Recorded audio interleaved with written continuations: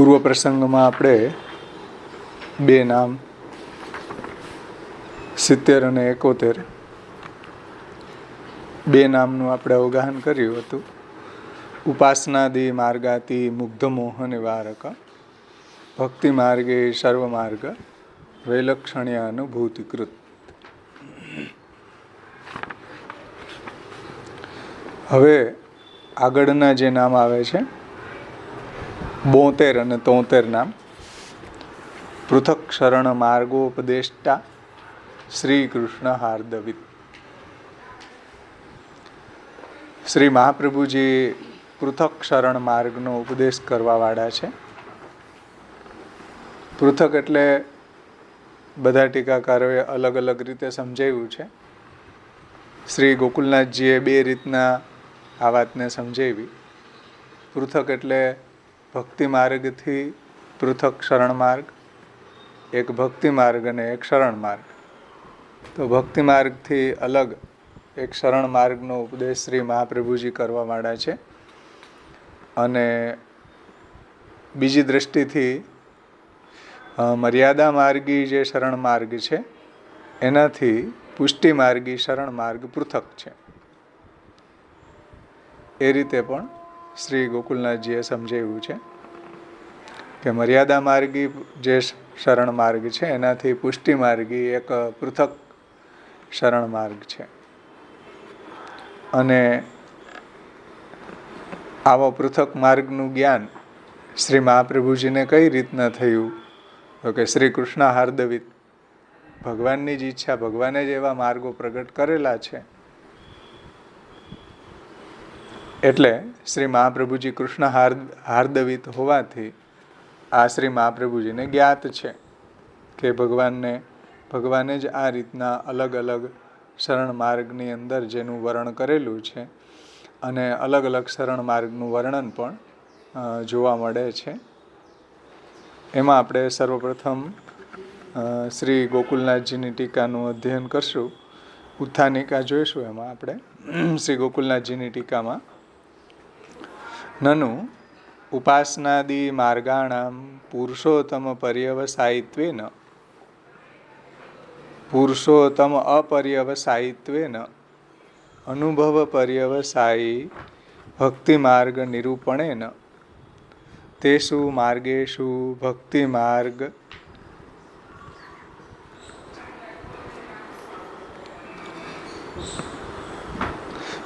માર્ગ અજ્ઞાન રૂપમ યદ અજ્ઞાનમ સ્વકીયેષુ તન્નિવૃત્તિમ ઉક્ત્વા. એટલે કોઈ અહીંયા એવી શંકા ઉઠાવે છે કે ભાઈ ઉપાસના વગેરે માર્ગો પુરુષોત્તમ સુધી નથી પહોંચાડતા. ઉપાસનાદિ માર્ગાણામ પુરુષોત્તમ અપર્યવસાયિત્વેન, એટલે ઉપાસના વગેરે માર્ગો જે છે એનાથી પુરુષોત્તમની પ્રાપ્તિ નથી થતી, વિભૂતિની પ્રાપ્તિ થાય છે. કારણ કે પુરુષોત્તમ છે તો મંત્ર ઉપાસન વૈદિક તાંત્રિક દીક્ષા અર્ચના વિધિવીર અસ્પૃષ્ટો. તો ઉપાસનાદિ માર્ગાણામ પુરુષોત્તમ અપર્યવસાયિત્વેન, ઉપાસના વગેરે માર્ગોથી પુરુષોત્તમ સુધી નથી પહોંચી શકાતું. અને અનુભવ પર્યવસાયી ભક્તિ માર્ગ નિરૂપણેન તેષુ માર્ગેષુ ભક્તિ માર્ગ અજ્ઞાન રૂપમ તદ અજ્ઞાનમ સ્વકીયેષુ તન્નિવૃત્તિ મુક્ત્વા. અને એ જે ઉપાસના માર્ગમાં આ ભક્તિ માર્ગ છે એવું અજ્ઞાન, સમજો, આ ઉપાસના માર્ગ છે એવું ભક્તિ માર્ગમાં અજ્ઞાન પોતાના સેવકોમાંથી દૂર કર્યું શ્રી મહાપ્રભુજીએ. કારણ કે પોતાના સેવકોને સમાન દેખાતું હતું ઉપાસના માર્ગમાં ને ભક્તિ માર્ગમાં. તો શ્રી મહાપ્રભુજીએ ઉપાસનાદિ માર્ગાતિ મુગ્ધમોહ નિવારક નામને સમજાવીને નિજજનોમાંથી આ અજ્ઞાનને દૂર કર્યું. અજ્ઞાનમ સ્વકીયેષુ તન્નિવૃત્તિ. આવું અજ્ઞાન મહાપ્રભુજીએ સ્વકીયજનોમાં પોતાના નિજજનોમાંથી દૂર કર્યું. શું અજ્ઞાન દૂર કર્યું? કે ઉપાસના માર્ગની અંદર એવી ભ્રાંતિ થઈ ગઈ હતી કે આ ભક્તિ માર્ગ છે તો એવા અજ્ઞાનને શ્રી આચાર્ય ચરણોએ દૂર કર્યું. એ વાત કહીને ઉક્ત્વા તન્નિવૃત્તિમ ઉક્ત્વા શરણ માર્ગસ્ય પુરુષોત્તમ પર્યવસાયિત્વેન ભક્તિ માર્ગત્વમ ભવિષ્યતિ ઇતિ આશંકા નિરાશાય અગ્રિમમ નામ આહુ. તો નિજજનોને જે ભક્તિ માર્ગમાં ઉપાસના માર્ગમાં ભક્તિ માર્ગનું જે અજ્ઞાન થયું હતું એ પોતાના સેવકોમાંથી દૂર કર્યું. કેવી રીતના? પુરુષોત્તમનો અનુભવ કરાવનાર ભક્તિ માર્ગ સમજાવીને. પુરુષોત્તમ પર્યવસાયિત્વેન ભક્તિ માર્ગત્વમ ભવિષ્યતિ. હવે અજ્ઞાન કઈ રીતના દૂર કર્યું? તો પુરુષોત્તમનો અનુભવ કરાવનારો જે ભક્તિ માર્ગ છે એ સમજાવીને આ બધું અજ્ઞાન એનું દૂર કર્યું. હવે આ વાત કહીને જે શરણ માર્ગ છે એ શરણ માર્ગ પુરુષોત્તમ પર્યવસાયી હોવાથી તે ભક્તિ માર્ગ હશે. પાછી એવી શંકા થઈ ગઈ કે શરણ માર્ગ છે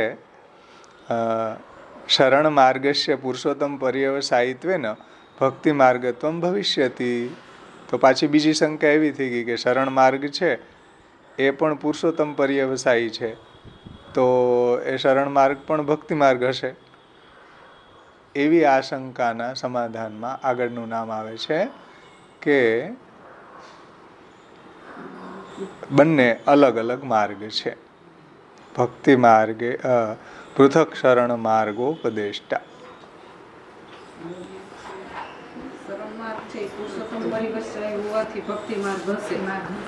હા, શરણ માર્ગ જે છે એ પુરુષોત્તમ પર્યવસાયી છે, એટલે કે પુરુષોત્તમની પ્રાપ્તિ કરાવનારો છે. તો વળી પાછી ભ્રાંતિ થઈ ગઈ, તો પછી શરણ માર્ગ છે એ જ ભક્તિ માર્ગ હશે. જેમ ઉપાસના માર્ગમાં ભ્રાંતિ થઈ ગઈ હતી એને શ્રી મહાપ્રભુજીએ દૂર કરી કે ભાઈ ના, ભલે એક જેવું દેખાતું હોય પણ ઉપાસના માર્ગ છે એ ભક્તિ માર્ગ નથી. કેમ કે ઉપાસના માર્ગ છે એ વિભૂતિ પર્યવસાયી છે, પુરુષોત્તમ પર્યવસાયી નથી. તો એ શંકા મહાપ્રભુજીએ દૂર કરી. નિજજનોનો એવો જે ભ્રાંતિ હતી એને શ્રી આચાર્ય ચરણોએ દૂર કરી. તો નિજજનોને પાછું એવું થઈ ગયું કે ભાઈ તો શરણ માર્ગ છે એ પણ પુરુષોત્તમ પર્યવસાયી છે, તો એ ભક્તિ માર્ગ હશે.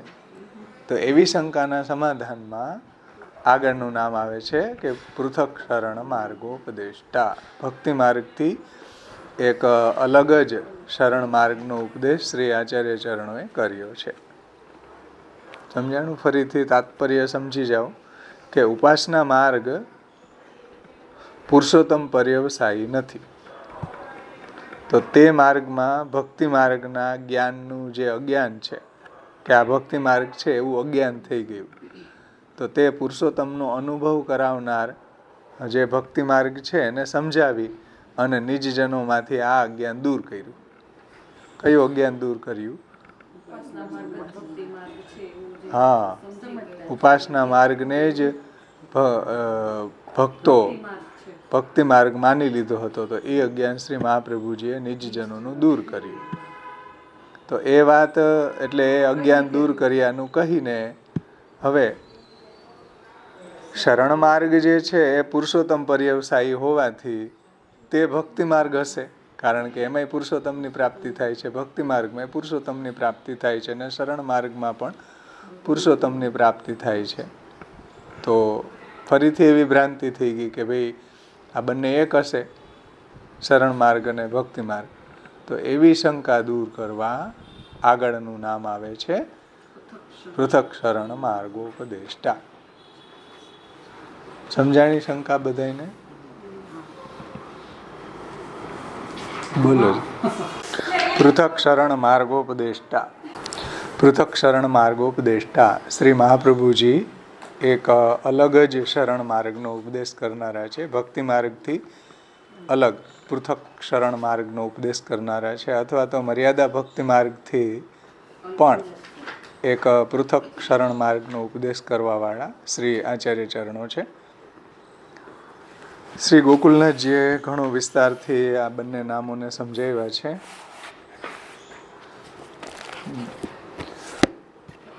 પૃથક શરણ માર્ગોપદેષ્ટા ઇતિ ભક્તિ માર્ગાત પૃથક ભિન્નો યહ શરણ માર્ગ તસ્ય ઉપદેષ્ટા. ભક્તિ માર્ગથી શરણ માર્ગ જુદો છે, તેનો ઉપદેષ્ટા શ્રી મહાપ્રભુજી છે. ભક્તિ માર્ગથી પૃથક એક શરણ માર્ગ છે,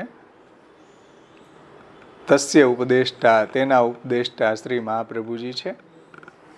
અને આ વાત ક્યાં સમજાવી છે શ્રી આચાર્ય ચરણોએ કે ભક્તિ માર્ગથી શરણ માર્ગ એક પૃથક છે? તો ન્યાસા દેશે શું શ્રી રામાનુજ વેદાંત દેશીકૃત ન્યાય વિંસતિ શ્લોક 15 ઇત્યાદિનામ સ્વીયેષુ ઉપદેશ કરતા. રામાનુજ સંપ્રદાયની અંદર એક મહાન વિદ્વાન થયા, વેદાંત દેશિક. જેમ આપણે ત્યાં પુરુષોત્તમજી જેવા વિદ્વાન થયા 10 દિગંત વિજયી, એવા જ વિદ્વાન રામાનુજ સંપ્રદાયમાં વેદાંત દેશિક થયા. આપણી નિયરેસ્ટ મત રામાનુજાચાર્યજીનો છે અને એનો એક ગ્રંથ છે ન્યાય વિંસતિ. રામાનુજ સંપ્રદાયમાં વેદાંત દેશિક આ ગ્રંથના લખવાવાળા છે. એમાં એક શ્લોક છે 15મો. ન્યાસા દેશેષુ ધર્મ ત્યજ વચનતો અકિંચનાધિક્રિયોક્તા કાર્પણ્યમ વાંગ મુક્તમ મદિતર ભજનાપેક્ષણમ વા વ્યપોઢમ દુસાધ્યોચ્છોદ્યમો વા ક્વચિદુપશમિતા અન્ય સંમેલને વા બ્રહ્માસ્ત્ર ન્યાય ઉક્તમ ન વિહિતો ધર્મો આજ્ઞાદિ સિદ્ધ.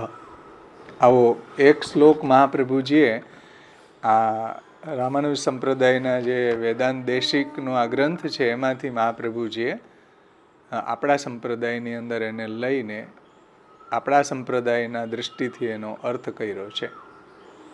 કારણ કે શ્રી મહાપ્રભુજી અને ગુસાઈજીની ઘણી ગુણગ્રાહી દ્રષ્ટિ છે, એટલે બીજા સંપ્રદાયોમાં પણ જે બી સાહિત્ય છે, જેમ જયદેવજીના અષ્ટપદી છે, એ સિવાય હરિદાસ કે સ્વામી શ્યામા કુંજ બિહારી, તો હરિદાસ છે, એ મર્યાદા માર્ગી ભક્તો છે બધા વૃંદાવનના, અલગ અલગ રાધા વલ્લભ સંપ્રદાયના, તો એના પણ કીર્તનો આપણે ત્યાં ગાવામાં આવે છે. એમાં પણ લીલાનો અનુભાવ એને થયો છે. એના કીર્તનો આપણે ત્યાં ગવાય છે. ગુસાઈજી એને આપણા સેવા પ્રણાલીમાં ઇન્કોર્પોરેટ કરેલા છે, એનો સમાવેશ એમાં કર્યો છે. એવી જ રીતના આ શરણાગતિને સમજાવવા માટે શ્રી મહાપ્રભુજીએ ન્યાસ વિંસતિ નામના ગ્રંથ જે છે વેદાંત દેશિકનો, એમાંથી આ એક શ્લોક 15મો શ્લોક લઈને એને શરણ માર્ગનો ઉપદેશ એમાંથી આપણને સમજાવ્યો છે. એટલે શ્રી ગોકુલનાથજી કહે છે કે ભાઈ આવો ભક્તિ માર્ગથી પૃથક શરણ માર્ગનો ઉપદેશ શ્રી મહાપ્રભુજી કરવાવાળા છે, તો ક્યાં કર્યો છે? તો કે ન્યાસા દેશની અંદર આવો શરણ માર્ગનો ઉપદેશ કરેલો છે. એ સિવાય પણ ઘણી જગ્યાએ મહાપ્રભુજીએ રામાનુજ સંપ્રદાયના અમુક શ્લોકોને આપણા સંપ્રદાયમાં એને સમજાવ્યા છે. જે પંચશ્લોકીમાં અનુકૂલસ્ય સંકલ્પ પ્રતિકૂલસ્ય વર્જનમ કરિષ્યતિતિ વિશ્વાસો ભર્તૃત્વે વર્ણમ તથા આત્મનૈવેદ્ય કાર્પણ્યે ષડવિધા શરણાગતિ એ રામાનુજ સંપ્રદાયમાં સમજાવેલું છે. અર્થોયમેવ નિખિલૈરપી વેદ વાક્યૈ રામાયણ સહિત ભારત પંચરાત્રે અન્યશ્ચ શાસ્ત્રવચને સહ તત્વસૂત્રે નિર્ણીયતે સ હૃદયમ હરિણા સદૈવ, એ પણ ત્યાંથી લીધેલું છે. એટલે રામાનુજ સંપ્રદાયની સાથે ઘણો બધી મિત્રતા આપણી રહી છે. તો ન્યાસા દેશને આપણે થોડું એનો અર્થ, એની ઉપર ટીકા છે ગુસાઈજીની, ઘણો વિસ્તારથી એમાં ગુસાઈજીએ સમજાવ્યું છે. પરંતુ એમાં આપણે નહીં જાય. કોઈને વિશેષ જિજ્ઞાસા હોય તો યુટ્યુબ ઉપર અમે મૂકેલું છે. જ્યારે ન્યાસા દેશનું અધ્યયન કર્યું હતું ત્યારે આ લીધું હતું. તો ભગવદ્ ગીતામાં આપણે એનો અર્થ જોઈ લઈએ કે કઈ રીતના શરણ માર્ગનો ઉપદેશ શ્રી મહાપ્રભુજીએ ન્યાસાદેશ ગ્રંથમાં કરેલો છે. બાકી ટીકા તો તમે વિશેષ જિજ્ઞાસા હોય તો સાંભળી લ્યો, વાંચી શકો છો. ગુસાઈજીની ઘણી ખૂબ સુંદર ટીકા આમાં લખી છે. ન્યાસાદેશેષુ, ન્યાસાદેશમાં ધર્મત્યજ વચનતો અકિંચનાધિક્રિયોક્તા. ન્યાસ એટલે ત્યાગ. સર્વ ત્યાગની આજ્ઞામાં, એટલે જે સર્વધર્માન પરિત્યજ્ય મામેકમ શરણમ વ્રજ અહમ ત્વા સર્વ પાપેભ્યો મોક્ષયિષ્યામિ મા શુચ. એ શ્લોક ઉપર ઘણી બધી શાસ્ત્રાર્થ થયા છે. તો એને સમજાવવા માટે આ શ્લોક ન્યાસાદેશ છે. એમાં ન્યાસાદેશેષુ સર્વત્યાગની આજ્ઞામાં ધર્મત્યજ વચનતો અકિંચનાધિક્રિયોક્તા. ધર્મ ત્યાગ કરવાના વચનથી સર્વધર્માન પરિત્યજ્યમ. તો સર્વધર્માન પરિત્યજ્ય કહી રહ્યા છે ભગવાન. તો ધર્મ ત્યાગ કરવાના વચનોથી કોઈ ઠેકાણે અકિંચનપણાને શરણાગતિનો અધિકાર કહ્યો છે. કે ભાઈ શરણાગતિના અધિકારી કોણ? અકિંચન. અકિંચનનો અર્થ શું લીધો છે ગુસાઈજીએ? અકિંચન એટલે જે ભગવદીઓને પ્રભુ સિવાય બીજું કોઈ ધન નથી, પ્રભુને જે અધીન છે સંપૂર્ણ, એ અકિંચન.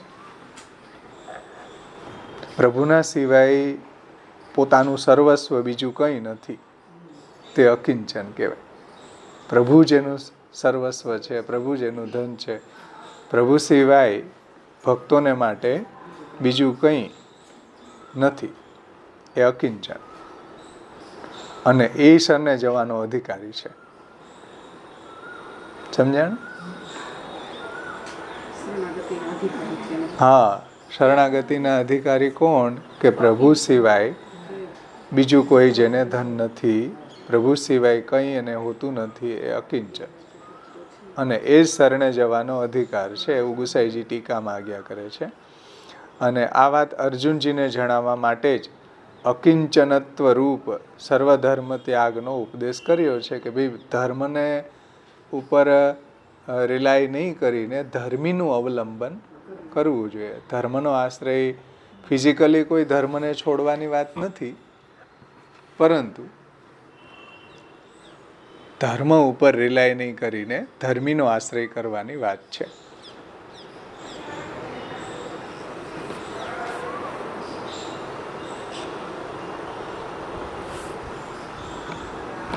પછી અકિંચનાધિક્રિયોક્તા કાર્પણ્યમ. કાર્પણ્યમ વા, શ્લોકમાં જુઓ, કાર્પણ્યમ વા અંગ ઉક્તમ. એની સંધિ એ રીતના થશે, કાર્પણ્યમ વાંગ મુક્તમ છે, તો કાર્પણ્યમ વા અંગ ઉક્તમ. એટલે કાર્પણ્ય એટલે દીનતા. દીનતા પણ શરણાગતિમાં અંગ મનાય છે. ભગવાનની શરણાગતિમાં દૈન્ય જે છે એ અંગ મનાયું છે. કારણ કે દૈન્ય ન હોય તો શરણાગત ન થવાય. અહંકારી હોય જીવ તો શરણાગત ન થઈ શકે ને. એટલે અહંકારનું ઓપોઝિટ દીનતા, દૈન્યમ. એને પણ અહીંયા અંગ મનાયેલું છે.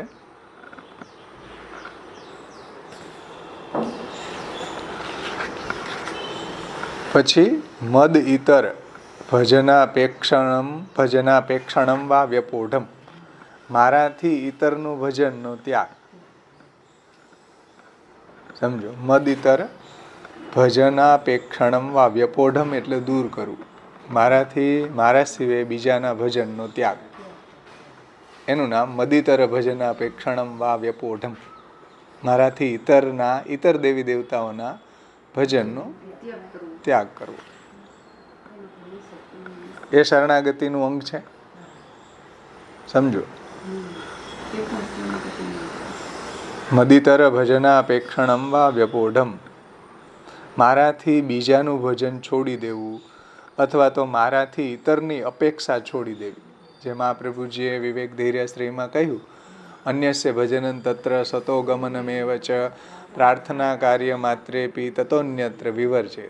મારાથી ઇતર દેવી દેવતા પાસે નાના મોટા કાર્યમાં પ્રાર્થનાનો ત્યાગ, એના ભજનનો ત્યાગ, જે વિવેક ધૈર્યશ્રીમાં કહ્યું છે ને, એ જ અહીંયા જુઓ. મદિતર ભજનાપેક્ષણમ વા વ્યપોઢમ, મારાથી બીજાનું ઇતરનું ભજનનો ત્યાગ. એ પણ શરણાગતિમાં અંગ છે. જો શરણાગતિની ક્વોલિફિકેશન જુઓ, એક તો અકિંચન, પછી કાર્પણ્યમ, મદિતર ભજનાપેક્ષણમ વા વ્યપોઢમ, ત્યાર પછી આવે છે દુસાધ્યેચ્છો, દુસાધ્યે ઈચ્છા ઉદ્યમો, દુસાધ્ય ઈચ્છાનો ઉદ્યમ. સંધિ કેમ થશે? દુસાધ્ય ઈચ્છાનો ઉદ્યમ. વા ક્વચિદ ઉપશમિતા, એનું ઉપશમન. દુસાધ્ય ઈચ્છા વા ક્વચિદ ઉપશમિતા, એનો અર્થ થાય છે કે દુસાધ્ય ઈચ્છા અને એનો ઉદ્યમ, આ બંનેનું ઉપશમન કરવું, છોડવા. દુસાધ્ય ઈચ્છા અને દુસાધ્ય ઉદ્યમ, આ બંનેનું ઉપશમન કરવું, એનું નામ દુસાધ્યચ્છોદ્યમો વા ક્વચિદ ઉપશમિતા. એમાં શ્રી ગુસાઈજી એનો અર્થ સમજાવે છે કે દુસાધ્યમાં ઈચ્છા અને તેનો ઉદ્યમ, એ બંનેનો ઉપશમ કીધો. કે જે દિવસથી પ્રભુએ અંગીકાર કર્યો તે દિવસથી પાપની સંભાવના જ નથી. અને જો કદાચિત પ્રારબ્ધ અપરાધ હોય તો તે પ્રારબ્ધ અપરાધની નિવૃત્તિ પ્રાયશ્ચિત આદિથી થતી નથી. એટલે એ પ્રાયશ્ચિત કરે તો એ દુસાધ્ય ઈચ્છા અને એનો ઉદ્યમ થયો કહેવાય.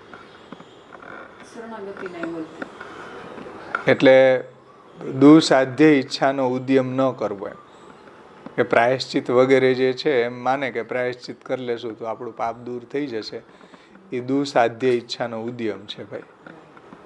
કિંતુ પ્રભુના અનુગ્રહથી જ એના પાપ કે પ્રારબ્ધ કે જે કાંઈ બી છે પ્રતિબંધ એ દૂર થાય છે, ભગવાનની શરણાગતિથી, ભગવાનના અનુગ્રહથી.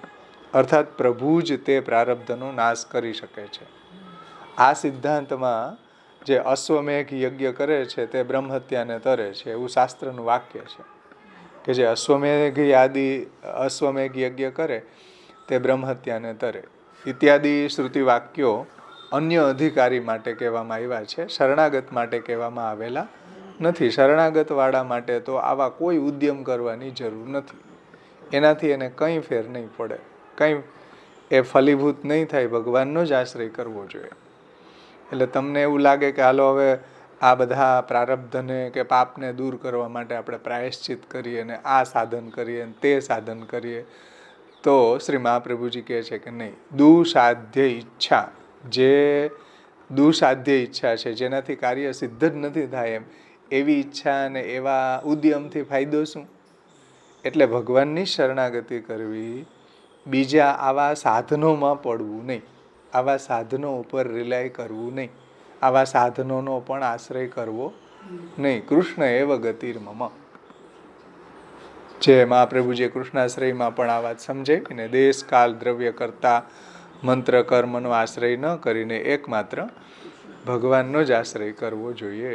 એનું નામ દુસાધ્ય ઈચ્છાના ઉદ્યમનો ઉપશમન. એટલે આવી રીતના અલ્પ પ્રયોજન પ્રાપ્ત છતાં જીવની દુસાધ્યની ઈચ્છા અને દુસાધ્યનો ઉદ્યમ દૂર કરી દેવો એ પ્રભુનું મોટું ઐશ્વર્ય છે.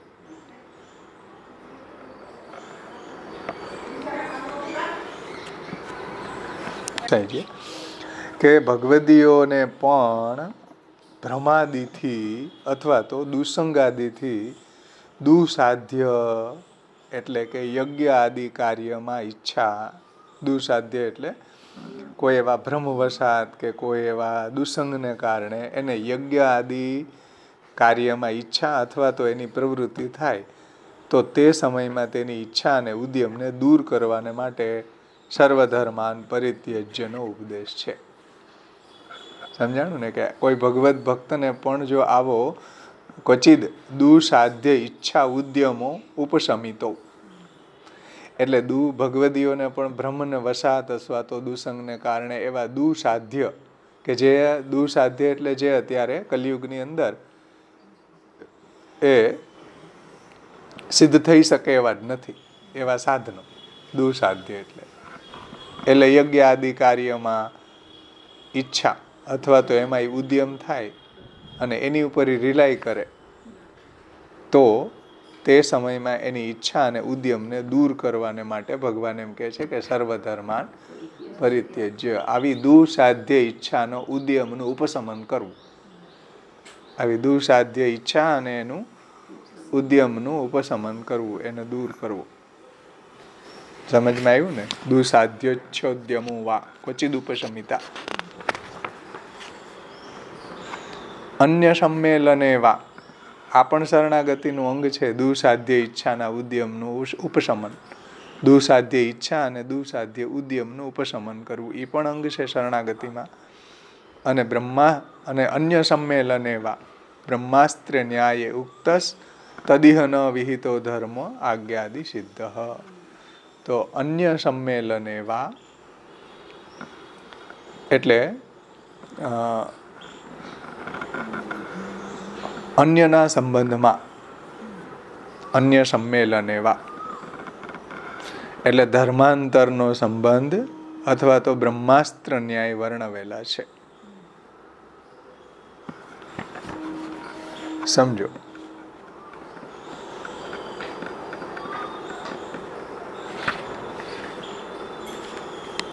અન્ય સંમેલને વા એટલે કે અન્યાશ્રય નહીં થવાના વિષયમાં. જો અન્ય સંમેલન એટલે બીજાનો આશ્રય એમ. અન્ય સંમેલનમાં પણ બ્રહ્માસ્ત્ર ન્યાય કહ્યો છે.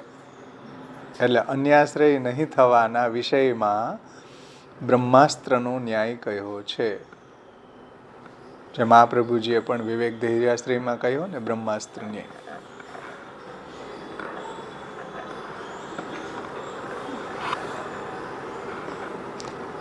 અવિશ્વાસો ન કર્તવ્યમ સર્વથા બાધકસ્તુ સહ બ્રહ્માસ્ત્ર ચાતકો ભાવ્યો પ્રાપ્તમ સેવેત નિર્મમ. ત્યાં બ્રહ્માસ્ત્ર એ જ વાત અહીંયા કરે છે. જુઓ, અન્ય સંમેલને બ્રહ્માસ્ત્ર ન્યાય ઉક્ત એટલે અન્યાશ્રય નહીં થવાના વિષયમાં બ્રહ્માસ્ત્રનો ન્યાય આપેલો છે. બ્રહ્માસ્ત્રનો ન્યાય બધા જાણે જ છે કે હનુમાનજી જ્યારે લંકામાં પધાર્યા ત્યારે ઘણું બધું એનું નુકસાન કરી દીધું. ત્યારે એને બ્રહ્માસ્ત્ર છોડી અને એને પકડવામાં આવ્યા. તો જેણે બ્રહ્માસ્ત્ર છોડ્યું હતું કોણ હતા? મેઘનાથ. તો એણે કહ્યું કે ઓહો, આટલું બધું એ બળવાન છે આ વાનર, તો ચલો આ તો બ્રહ્માસ્ત્ર તોડી નાખશે, તો એને સાંકડોથી બાંધો. તો સાંકડોથી બાંધ્યા. તો જુઓ, અન્ય સંમેલન થયું ને. એક તો બ્રહ્માસ્ત્રથી તો બંધાઈ ગયા હતા, હવે એમાં ભેગું સાંકળ બાંધી, તો અન્ય સંમેલન થઈ ગયું, અન્યાશ્રય થયો.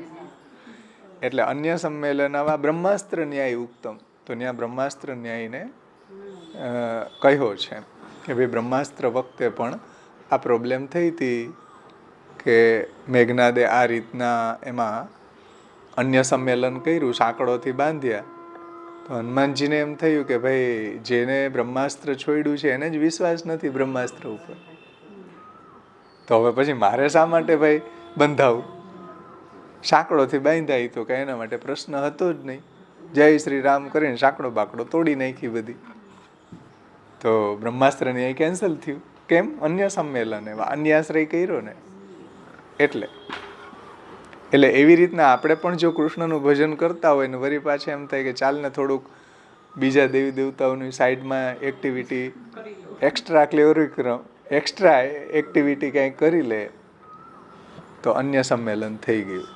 બ્રહ્માસ્ત્ર ન્યાય સમજવો જોઈએ કે ચાલો હવે ધન નથી તો ધન માટે બીજા કોઈ ધન આપનારા દેવી દેવતાનું યજન કરી લે, ભજન કરી લે, કે દુઃખને દૂર કરવા માટે બીજા કોઈ માતાજીનું દીવા કરી લે.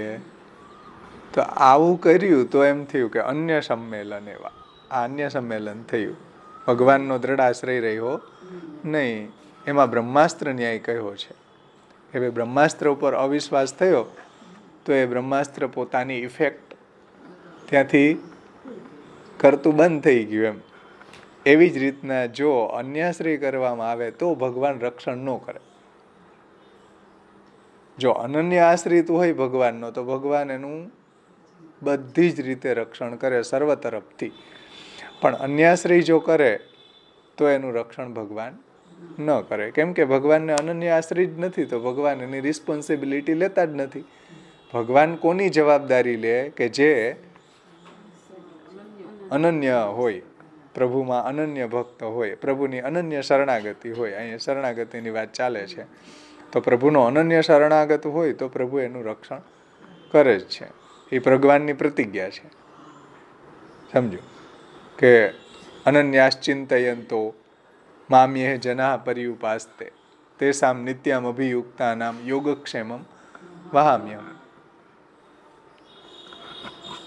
મામ એકમ શરણમ વ્રજ. જુઓ બધી જગ્યાએ અનન્યતા છે. સર્વધર્માન પરિત્યજ્યમ મામ એકમ, મારા એકના જ શરણે આવો. અહમ ત્વા સર્વ પાપેભ્યો મોક્ષયિષ્યામિ મા શુચ. તો બધી જગ્યાએ અનન્યતા છે એટલે આ ન્યાય સમજાવ્યો છે. અન્ય સંમેલનમાં બ્રહ્માસ્ત્ર ન્યાય કહ્યો છે. સમજમાં આવ્યું ને?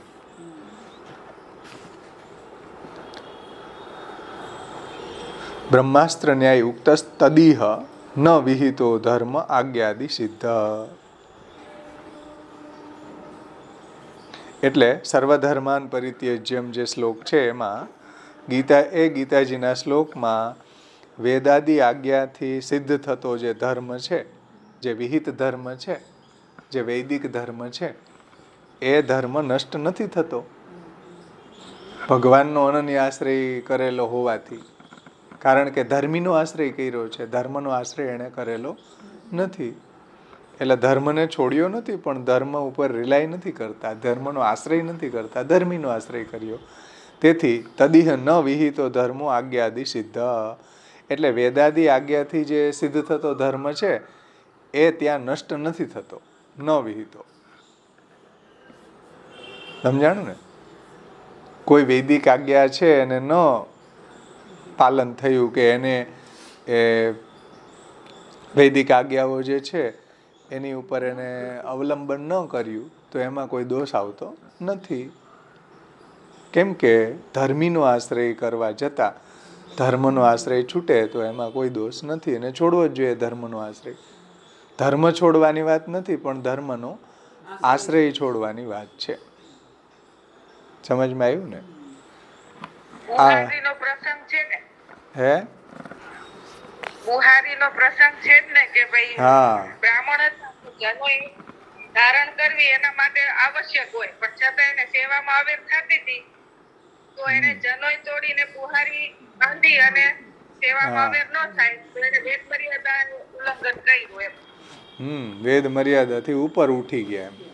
વેદ મર્યાદા ઉપર રિલાય નહીં કરીને ભગવાન ઉપર રિલાય કર્યું છે, ભગવાનનો આશ્રય રાખ્યો છે. એટલે દેશ કાલ દ્રવ્ય કરતા મંત્ર કર્મ આ કોઈ પણ સાધનોનો આશ્રય ન કરીને એકમાત્ર ભગવાનનો જ આશ્રય કરવો એનું નામ શરણાગતિ. ને શરણાગતિમાં આ અંગો છે બધા. સમજાણું ને? અકિંચનાધિ, પછી કાર્પણ્ય, મદિતર ભજનાપેક્ષણમ વા વ્યપોઢમ, દુસાધ્ય ઈચ્છા ઉદ્યમો વા ક્વચિત ઉપશમિતા, અન્ય સંમેલન એવા બ્રહ્માસ્ત્ર ન્યાયુક્ત. આ બધા આ શરણાગતિમાં સાધનો બતાવ્યા એમ કે આ જો હોય તો આપણી શરણાગતિ દ્રઢ થાય, તો આપણી શરણાગતિ કમ્પ્લીટ થાય. તેથી અહીંયા ગોકુલનાથજી કહે છે, જુઓ કે ભક્તિ માર્ગથી આ એક પૃથક શરણ માર્ગનો ઉપદેશ શ્રી મહાપ્રભુજીએ ન્યાસાદેશ ગ્રંથમાં કરેલો છે. સમજમાં આવ્યું ને ન્યાસાદેશ શું છે? ભલે કાંઈ નહીં તો કાંઈ, થોડુંક જે કાંઈ બી શરણાગતિમાં ઉપયોગી એટલા પાસાઓ સમજાણા હશે.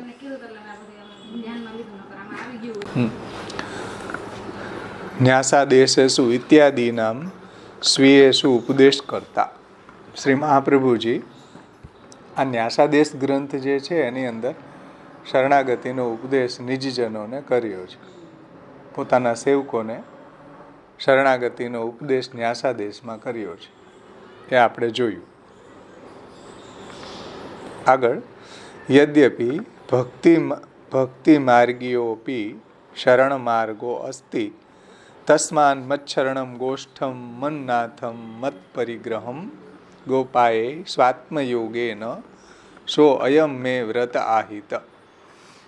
શ્રીમદ ભાગવતજીના 10મા સ્કંદના 22મા અધ્યાયમાં 18મો શ્લોક છે. જ્યારે ઠાકોરજીએ ગિરિરાજ ધારણ લીલા કરી ત્યાંનો આ શ્લોક છે કે યદ્યપિ ભક્તિ માર્ગીયોપી શરણ માર્ગો અસ્તિ. સમજો ધ્યાનથી કે ભક્તિ માર્ગી શરણ માર્ગ પણ છે અને પૃથક શરણ માર્ગ પણ છે. તો ભક્તિ માર્ગી શરણ માર્ગ પણ છે. જુઓ શ્રીમદ ભાગવત 10મો સ્કંદ 22મો અધ્યાય 18મા શ્લોકમાં કે જે મારા શરણે આવેલા છે, તસ્માન મચ્છરણમ, જે મારા શરણે આવેલા છે, મન્નાથમ, હું એનો નાથ છું, અને મેં જેનો પરિગ્રહ કરેલો છે, મત પરિગ્રહમ, મેં જેનો અંગીકાર કર્યો છે, મેં જેનો પરિગ્રહ કર્યો છે, એવા ગોષ્ઠમ ગોપાએ, એવા ગોષ્ઠમાં રહેવાવાળા, નેસડામાં રહેનારા જે વ્રજવાસીઓ છે, એ વ્રજવાસીનું હું સ્વાત્મયોગેન, સ્વાત્મયોગથી રક્ષણ કરીશ. સો અયમ મેં વ્રત આહિત, આ મારું વ્રત છે. ભગવાન એમ કહે છે કે મારે શરણે આવેલા હું જેનો નાથ છું અને મેં જેનો પરિગ્રહ કર્યો છે, અંગીકાર કર્યો છે, એવા આ નેસડામાં રહેનારા વ્રજવાસીઓનું હું સ્વાત્મયોગથી રક્ષણ કરીશ. મારા સામર્થ્યથી, મારા પ્રમેય બલથી એનું રક્ષણ કરીશ. એના સાધનનો હું એના સાધનના સામું નહીં જોઉં કે એના સાધનની અપેક્ષા નહીં રાખતા. આત્મયોગથી જ, સ્વાત્મયોગથી જ હું એનું રક્ષણ કરીશ. કારણ કે સો અયમ મેં વ્રત આહિત, કારણ કે મેં વ્રતનો સ્વીકાર કર્યો છે. મેં વ્રતનો સ્વીકાર કર્યો છે. ઇતિ ભગવતેવ ઉક્તત્વાદ, આવું ભગવાને કહ્યું છે શ્રીમદ ભાગવતમાં. સમજાણું ને? આનાથી એ વાત સિદ્ધ થઈ છે કે એક શરણ માર્ગ પૃથક છે અને એક શરણ માર્ગ છે ભક્તિ માર્ગી શરણ માર્ગ પણ છે. સમજાણું ને? જે આપણે ઘણી બધી પ્રકારની શરણાગતિ જોશું હમણાં. એક ભક્તિના અંગરૂપ શરણાગતિ હોય, પછી ભક્ત્યર્થ શરણાગતિ હોય, ભક્તિની અનુકલ્પરૂપા શરણાગતિ હોય, ભક્તિની ફલરૂપા શરણાગતિ હોય, ભક્તિની વિકલ્પરૂપા શરણાગતિ હોય. શરણાગતિના ઘણા બધા પ્રકારો છે. તો અહીંયા ગોકુલનાથજી શું કહે છે? જુઓ કે યદ્યપિ ભક્તિ માર્ગીયોપી શરણ માર્ગ અસ્તિ તસ્માન મચ્છરણમ ગોષ્ઠમ ઇતિ ભાગવતેવ ઉક્તત્વાદ. એટલે ભક્તિ માર્ગી જે શરણ માર્ગ છે એનું વર્ણન શ્રીમદ ભાગવતના સાધન પ્રકરણ છે, તામસ સાધન પ્રકરણ 10મો સ્કંદ 22મો અધ્યાય 18મો શ્લોક, જ્યાં ઠાકોરજીએ ગિરિરાજ ધારણ લીલા કરી છે, ત્યાં આ વાતને સમજાવી છે. તો ન્યાય શરણાગતિની વાત સમજાવી છે. આગળ, ભક્તિ માર્ગી શરણસ્ય અગ્રે સ્વરૂપાનંદાનુભવ ફલ પર્યવસાયિત્વાत् તચ્છરણસ્ય ભક્તિ માર્ગીયત્વમ યથા તથા મર્યાદા માર્ગીયોપી શરણ માર્ગો ભક્તિ માર્ગીય શરણ માર્ગાત ભિન્નો અસ્તિ. એટલે ભક્તિ માર્ગી શરણ જે છે એ આગળ જતા ભવિષ્યમાં સ્વરૂપાનંદ રૂપી ફળ આપનારું છે. ભક્તિ માર્ગીય શરણસ્ય અગ્રે, ભક્તિ માર્ગી જે શરણ માર્ગ છે ભક્તિ માર્ગ અંતર્ગત આવતો, એટલે ભક્તિ માર્ગી જે શરણ છે એ આગળ સ્વરૂપાનંદાનુભવ ફલ પર્યવસાયિત્વાત, આગળ જતા એને સ્વરૂપાનંદ રૂપી ફલ આપનારું છે. સ્વરૂપાનંદ રૂપી ફલ આપનારું હોવાથી તત્શરણસ્ય ભક્તિ માર્ગીયત્વમ, એ કયો શરણ માર્ગ કહેવાય તો કે ભક્તિ માર્ગ, એ ભક્તિ માર્ગનું શરણ છે.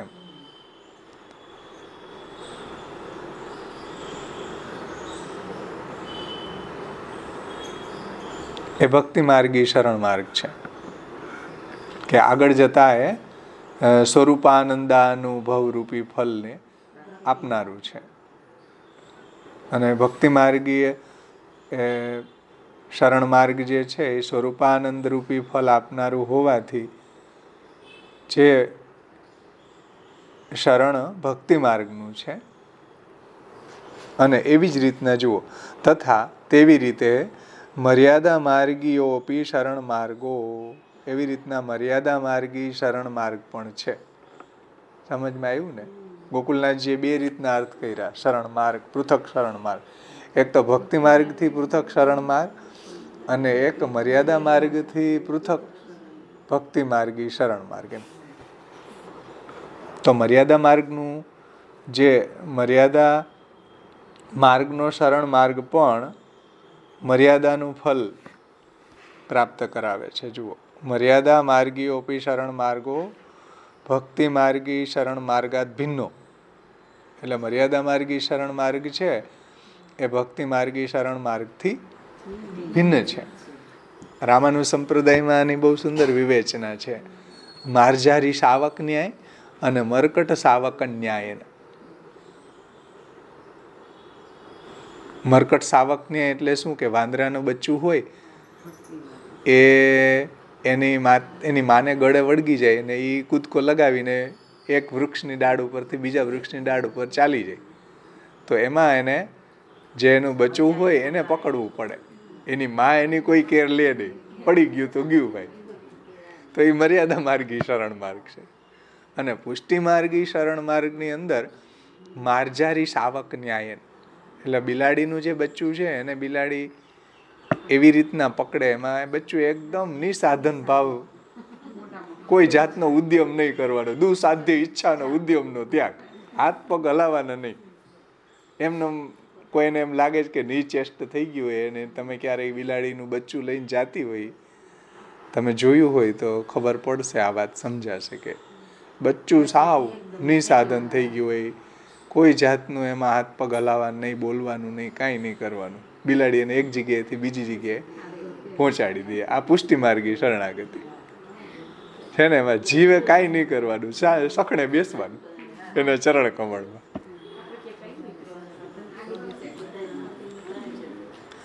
તો રામાનુજ સંપ્રદાયમાં આની ઘણી વિવેચના કરી છે.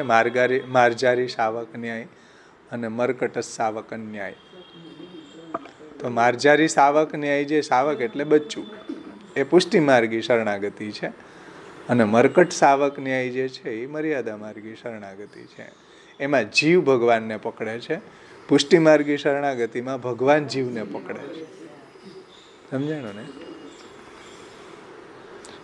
એનું આમાં વિવેચના, જે શરણાગતિનું પુસ્તક છપાણું છે સેમિનારનું, એમાં ખૂબ વિસ્તારથી એની વિવેચના થઈ છે. શરણાગતિની વિચાર ગોષ્ઠી, જો આ પુસ્તક જે છે એની અંદર ઘણી બધી વિવેચના શરણ માર્ગની થઈ છે. એમાંથી આપણે થોડું શરણાગતિને પણ સમજશું. અલગ અલગ પ્રકારની ભક્તિ અર્થ શરણાગતિ, ભક્ત્યંગ શરણાગતિ, ભક્તિની અનુકલ્પ રૂપા શરણાગતિ, ભક્તિની ફલરૂપા શરણાગતિ, ભક્તિની વિકલ્પ રૂપા શરણાગતિ. શરણાગતિનો એવડો મોટો સમુદ્ર છે કે હે ભગવાન તમારી શરણમાં શરણાગતિ સમજાય એટલા માટે. એટલો મોટો એ સમુદ્ર છે શરણાગતિનો. તો જુઓ આગળ ગોકુલનાથજી શું કહે છે કે મર્યાદા માર્ગીઓપી શરણ માર્ગ ભક્તિ માર્ગી શરણ માર્ગાત ભિન્નો. મર્યાદા માર્ગી શરણ માર્ગ છે ભક્તિ માર્ગી શરણ માર્ગથી જુદો છે, ભિન્ન છે.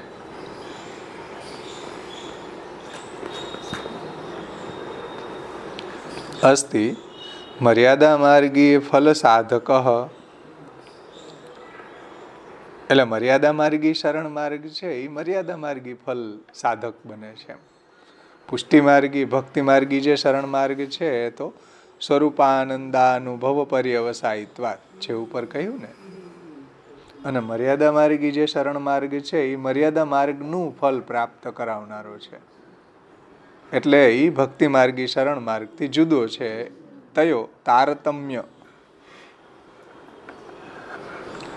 તયો તારતમ્ય જ્ઞાતૃત્વમ આચાર્યાણામેવ ઇતિ જ્ઞાપનાયાપી તન્નામ મુક્તમ પૃથક શરણ માર્ગોપદેષ્ટા. આવું જ્ઞાન શ્રી મહાપ્રભુજીને જ છે. સમજો, આવા તારતમ્યનું જ્ઞાન મર્યાદા માર્ગી શરણ માર્ગ અને ભક્તિ માર્ગી શરણ માર્ગના તારતમ્યનું જ્ઞાન કોને છે? આચાર્યાણામેવ ઇતિ, શ્રી મહાપ્રભુજીને જ છે, બીજા કોઈને નથી. તો શ્રી આચાર્યજીને જ છે. એટલા માટે એ જણાવવાને માટે ગુસાઈજી આ નામ આપ્યું છે પૃથક શરણ માર્ગોપદેષ્ટા. શ્રી મહાપ્રભુજી પૃથક જ શરણ માર્ગનો ઉપદેશ કરનારા છે. કેમ કે આવું તારતમ્ય જ્ઞાતૃત્વમ આચાર્યાણામેવ ઇતિ જ્ઞાપનાય અપી ઇતિ જ્ઞાપનાય અપી તન્નામમ ઉક્તમ પૃથક શરણ માર્ગોપદેષ્ટા ઇતિ.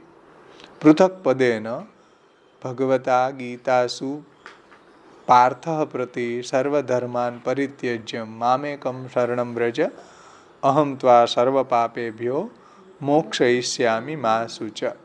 શ્રીમદ ભગવદ્ ગીતા 18મો અધ્યાય 66મા શ્લોકમાં ઇત્યાદિ ઉપદિષ્ટસ્ય શરણ માર્ગસ્ય મર્યાદા માર્ગીયત્વમેવ. સમજો, અહીંયા પૃથક પદથી એ જુદો. પૃથક પદથી શું સમજવાનું? જુદો. જુદો એવો અર્થ થાય છે. એક જુદો જ એમ પૃથક શબ્દ યોજેલો હોવાથી જે ભગવાને શ્રીમદ ભગવદ્ ગીતામાં અર્જુનજીને કહ્યો છે કે સર્વ ધર્મોનો પરિત્યાગ કરીને એકમાત્ર મારા શરણે આવ, હું તને સર્વ પાપોમાંથી મુક્ત કરીશ, તું ચિંતા ન કરે. માં શું છે? ઇત્યાદિ ઉપદિષ્ટસ્ય શરણ માર્ગસ્ય મર્યાદા. અહીં મર્યાદા માર્ગી શબ્દનો મતલબ પુષ્ટિ મર્યાદાઓ ભાઈ. કારણ કે ગુસાઈજીએ અર્જુનજીને પુષ્ટિ મર્યાદા ભક્ત કહ્યા છે ત્યાં ટીકામાં.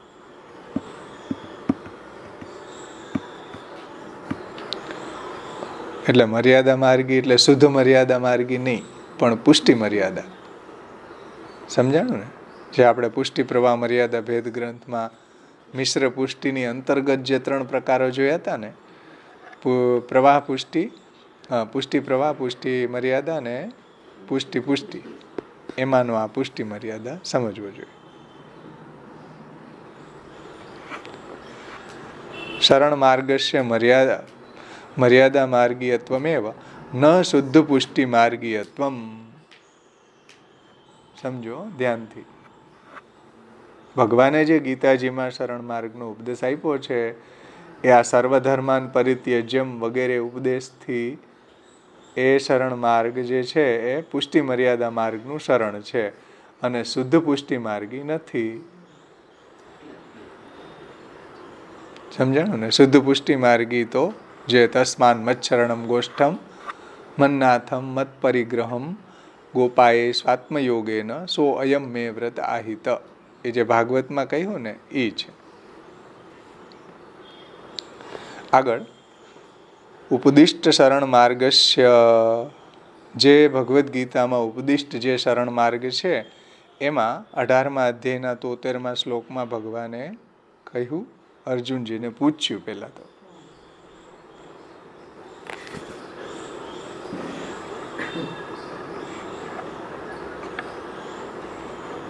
એટલે ભગવાને જે અર્જુનજીને શરણ માર્ગનો ઉપદેશ કર્યો છે એમાં ભગવાને અર્જુનજીને પૂછ્યું કે ભાઈ કશ્ચિદેવમ શ્રુતમ પાર્થ, તે મેં તને આ જે ભગવદ્ ગીતાનો ઉપદેશ આપ્યો એ તે બરાબર સાંભળ્યો ને સાવધાનતાથી. છેલ્લે કહે છે જો આ 18મા અધ્યાયમાં 73મા શ્લોકમાં જઈને કહે છે કે કશ્ચિદેતત શ્રુતમ પાર્થ ત્વયા એકાગ્ર ચેતસા, મેં જે આ ઉપદેશ આપ્યો ભગવદ્ ગીતાનો એ તે એકાગ્ર ચિત્તથી સાંભળ્યો ભાઈ. કશ્ચિદ અજ્ઞાન સમોહ પ્રનષ્ટસ્ય ધનંજય, તારું અજ્ઞાન દૂર થયું કે નહીં? તો કે કશ્ચિદ અજ્ઞાન સમોહ પ્રનષ્ટસ્ય ધનંજય, હે ધનંજય તારો અજ્ઞાન ને આ સમોહ જે થયો તો એ દૂર થયો કે નહીં? સમજો, નષ્ટો મોહા એની પહેલાનો શ્લોક છે. આ 73મો છે ને, 72મો છે લગભગ. કેટલામો છે એમાં? 72મો છે ને. હા, કે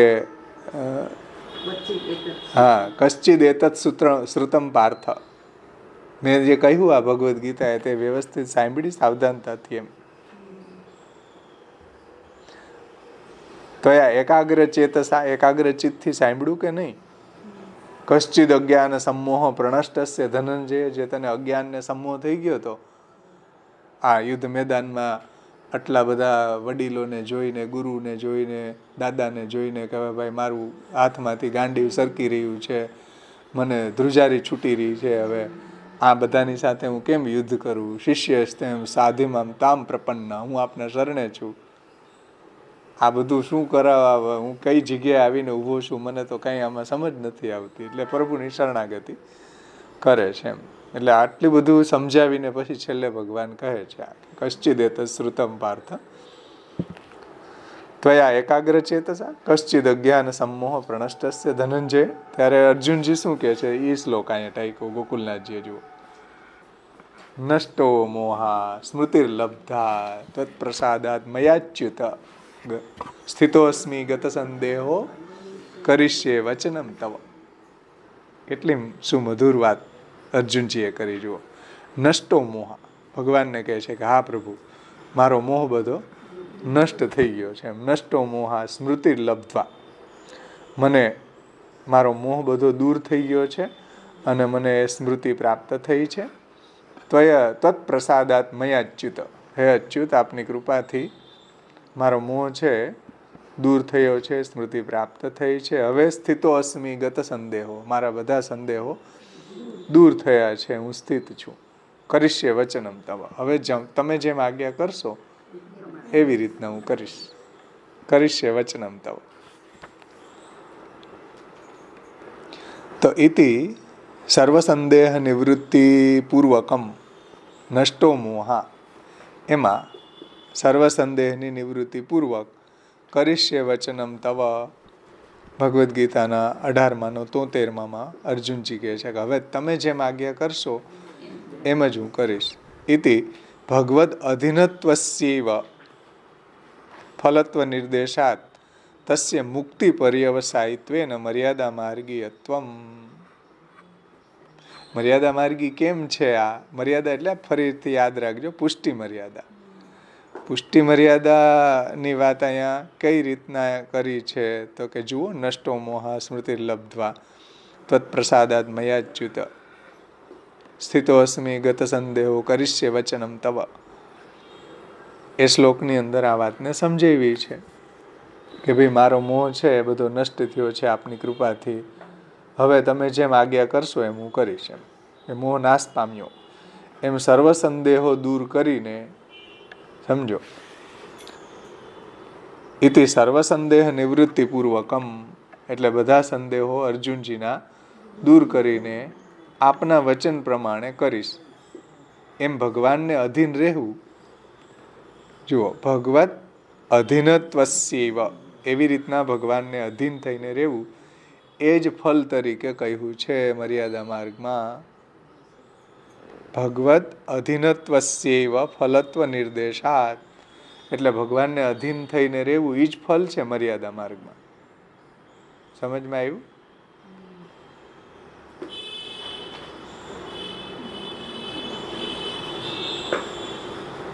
અને એ જે ફલ છે તસ્ય મુક્તિ પર્યવસાયિત્વેન, અને એ ફલ છે એ મર્યાદા માર્ગમાં પરિણમતું હોવાથી, મર્યાદા માર્ગમાં પ્રાપ્ત થતું હોવાથી, મર્યાદામાં પરિણમતું હોવાથી એ મર્યાદા માત્રનું છે.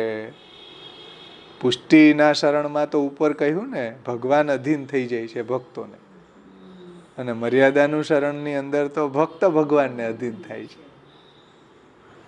સમજાણ? એટલે શ્રી મહાપ્રભુજીએ એક સુંદર શ્લોક છે, કૃષ્ણાધીના તુ મર્યાદા સ્વાધીના તુ પુષ્ટિરુચ્યતે, નિબંધમાં ભાગવતાર્થમાં. કૃષ્ણાધીના તુ મર્યાદા, જીવ કૃષ્ણને અધીન થાય એ મર્યાદા છે. કૃષ્ણાધીના તુ મર્યાદા સ્વાધીના પુષ્ટિરુચ્યતે. કૃષ્ણાધીના તુ મર્યાદા સ્વાધીના પુષ્ટિરુચ્યતે. પુષ્ટિ ઉચ્યતે, એટલે જીવ ભગવાનને અધીન થાય એ મર્યાદા છે, પણ ભગવાન ભક્તને અધીન થઈ જાય. અહમ ભક્ત પરાધીનો હિ અસ્વતંત્ર ઇવ દ્વિજ સાધુભીર્ગ્રસ્ત હૃદય ભક્તિ ભક્ત જનપ્રિય તસ્માન મચ્છરણમ ગોષ્ઠમ મન્નાથમ મત્પરિગ્રહમ ગોપાએ સ્વાત્મયોગેન સો અયમ મે વ્રત આહિત. આ પુષ્ટિ છે કે જ્યાં ભગવાન ભક્તને અધીન થઈ જાય છે. એ વાત ગોકુલનાથજી અહીં કહે છે. સમજાણું ને? મર્યાદા માર્ગીયત્વમ, તો ત્યાં જુઓ કીધું ને અર્જુનજીએ, હું પ્રભુને આધીન છું, તમે આજ્ઞા કરશો એમ કરીશ.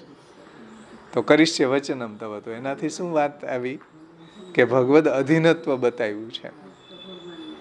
એટલે અર્જુનજી જે છે એ પુષ્ટિ મર્યાદા ભક્ત છે, અને ભાગવતજીની અંદર જે વ્રજભક્તો છે ત્યાં તો ગોપી ભી સ્તો ભીતો નૃત્ય, ગોપીજનો એમ કે થોડું નાચો, તો નાચીને પણ બતાવવા તૈયાર છે, કારણ કે ત્યાં તો ભગવાન ભક્તને અધીન છે.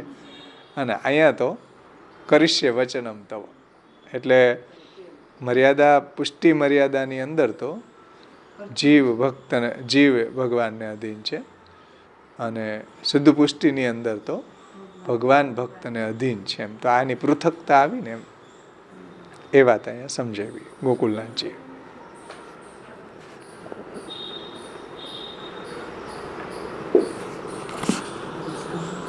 સમજાણું? કોઈને કઈ પ્રશ્ન છે આમાંથી?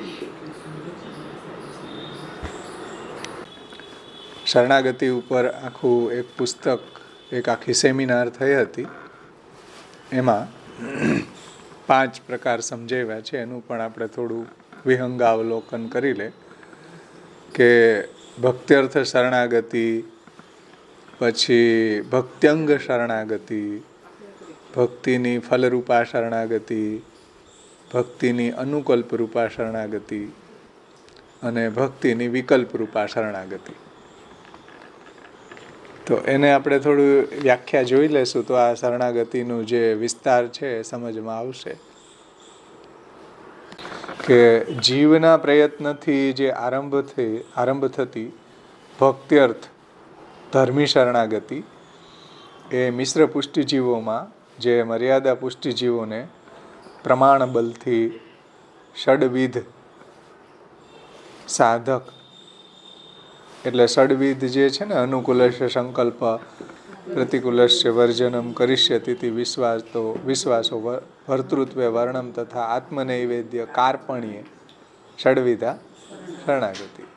એ જે 6 અંગો છે એ ભક્તિના સાધક બની જાય. ભક્ત્યર્થ શરણાગતિ એટલે શું કે ભાઈ મારે ભક્તિ કરવી છે તો પ્રથમ સ્ટેપ શું? તો પ્રથમ સ્ટેપ ભગવાનની શરણાગતિ. તો એને શું કહેવાય? ભક્ત્યર્થ શરણાગતિ. ભક્તિ કરવા માટે પ્રથમ સ્ટેપ શું? પ્રથમ કદમ તો કે પ્રભુની શરણાગતિ. તો ભક્ત્યર્થ શરણાગતિ છે.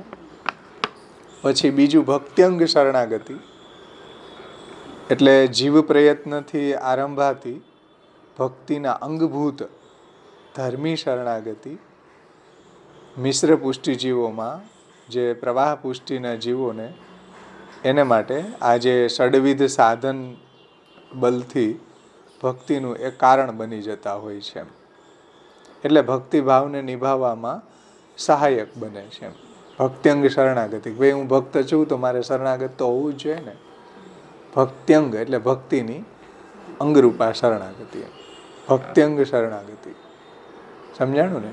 એટલે જે ભક્ત છે તો શરણાગત તો હોવો જ જોઈએ ને. ભક્ત્યંગ શરણાગતિ. પછી ભક્તિની ફલરૂપા શરણાગતિ. એ ભક્તિની ફલરૂપા શરણાગતિની અંદર શું હોય કે જીવ પ્રયત્નથી આરંભાતી ભક્તિભાવના આનુષંગિક ફલની જેમ સ્વતઃ સિદ્ધ થતી. સ્વતઃ સિદ્ધ થતી એટલે ભક્તિ જે કરી રહ્યો છે એને ખબર પણ નહીં પડે કે હું ક્યારે ભગવાનને શરણાગત થઈ ગયો એમ.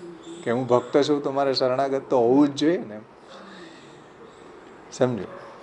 તો એ ધર્મી શરણાગતિ મિશ્ર પુષ્ટિ જીવો જે છે એની અંતર્ગત જે પુષ્ટિ જીવો છે એ જીવોનું ફલબલથી એમની ભક્તિની ઉત્તમતાનું ષડવિધ લિંગ બની જશે. આજે અનુકૂલેશ સંકલ્પ અને એ છે ને, તો એની કોઈ એવી બર્થડે એને નહીં યાદ હોય કે હું કેદી શરણાગત થઈ ગયો એમ. ભક્ત છું તો ભગવાનનો શરણાગત તો હોવો જ જોઈએ ને એમ. તો એ ભક્તિની ફલરૂપા શરણાગતિ. ભક્તિ એનામાં પહેલાં આવી છે અને ભક્તિ એને હવે સમજાવી દે કે મારે શરણાગત તો પ્રભુને થવું જ જોઈએ ને, હું પ્રભુનો ભક્ત છું. તો એમ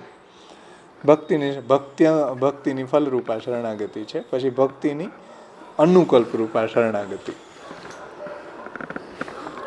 ભક્તિની અનુકલ્પરૂપા શરણાગતિ છે એમાં કોઈ કારણોસર જો ભક્તિ એના જીવનમાં ન નભી તો શું કરવું?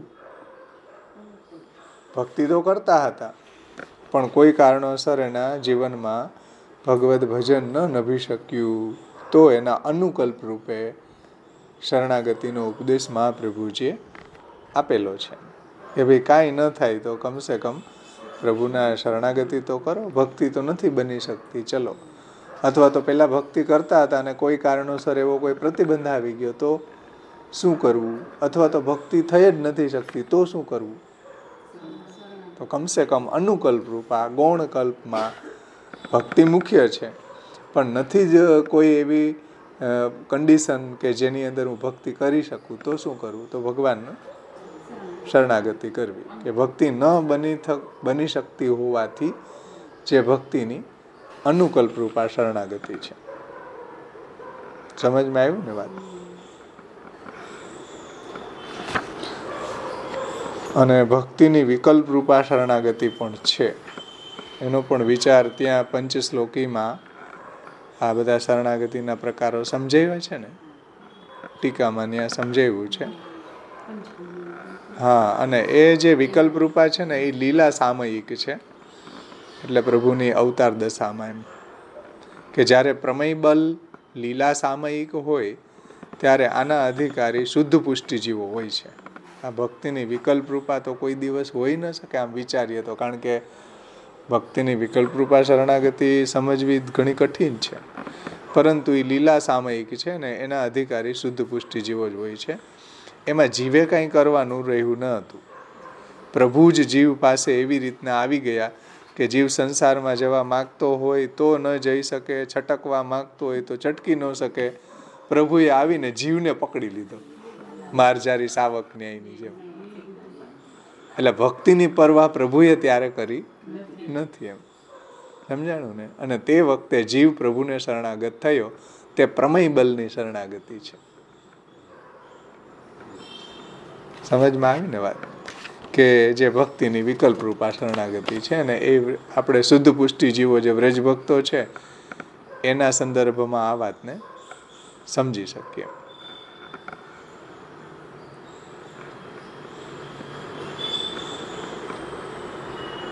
અને એમાંય પાછા ઘણા ઉપાયારંભ અને ઉપેયારંભ શરણાગતિ, કે ઉપાયારંભ અને ઉપેયારંભ શરણાગતિ છે. એમાં ત્યાં એવા બે દ્રષ્ટાંત આપ્યા છે કે જેમ લિફ્ટ છે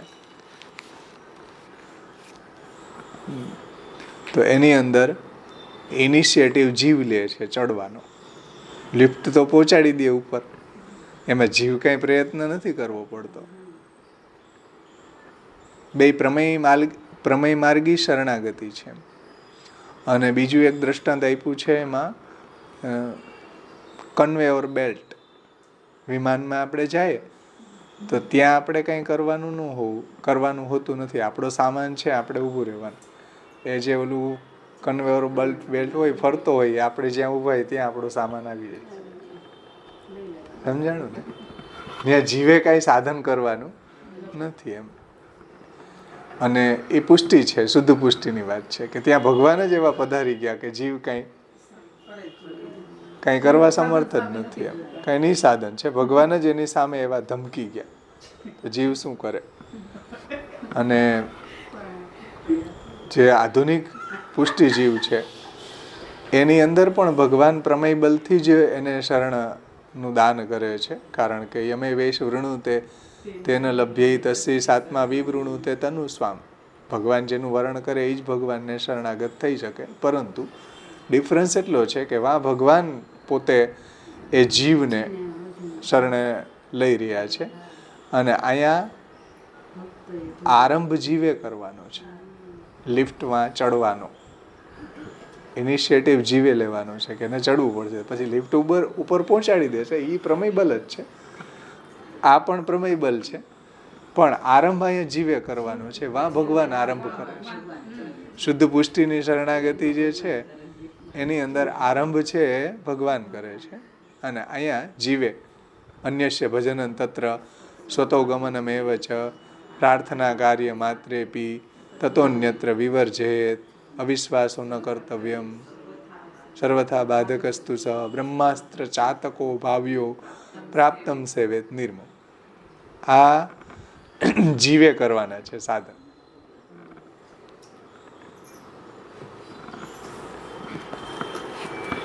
એટલે ઉપાયારંભ અને ઉપેયારંભ. સમજણ?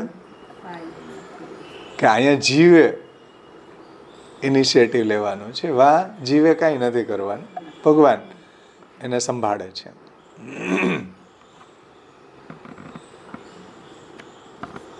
ખેર, ચલો આપણે હવે મૂળ વિષય ઉપર આવીએ. આ તો એક ઝલક, હજી વિસ્તારથી કોઈને સમજવું હોય તો શરણાગતિની વિચાર ગોષ્ઠી છે એ વાંચી લેજો. એમાં ઘણી બધી ડિટેલ્સથી આ શરણાગતિના પ્રકારો જે બી શાસ્ત્રની અંદર વર્ણિત છે એ બધા જ તેમાં સંકલન કરેલા છે.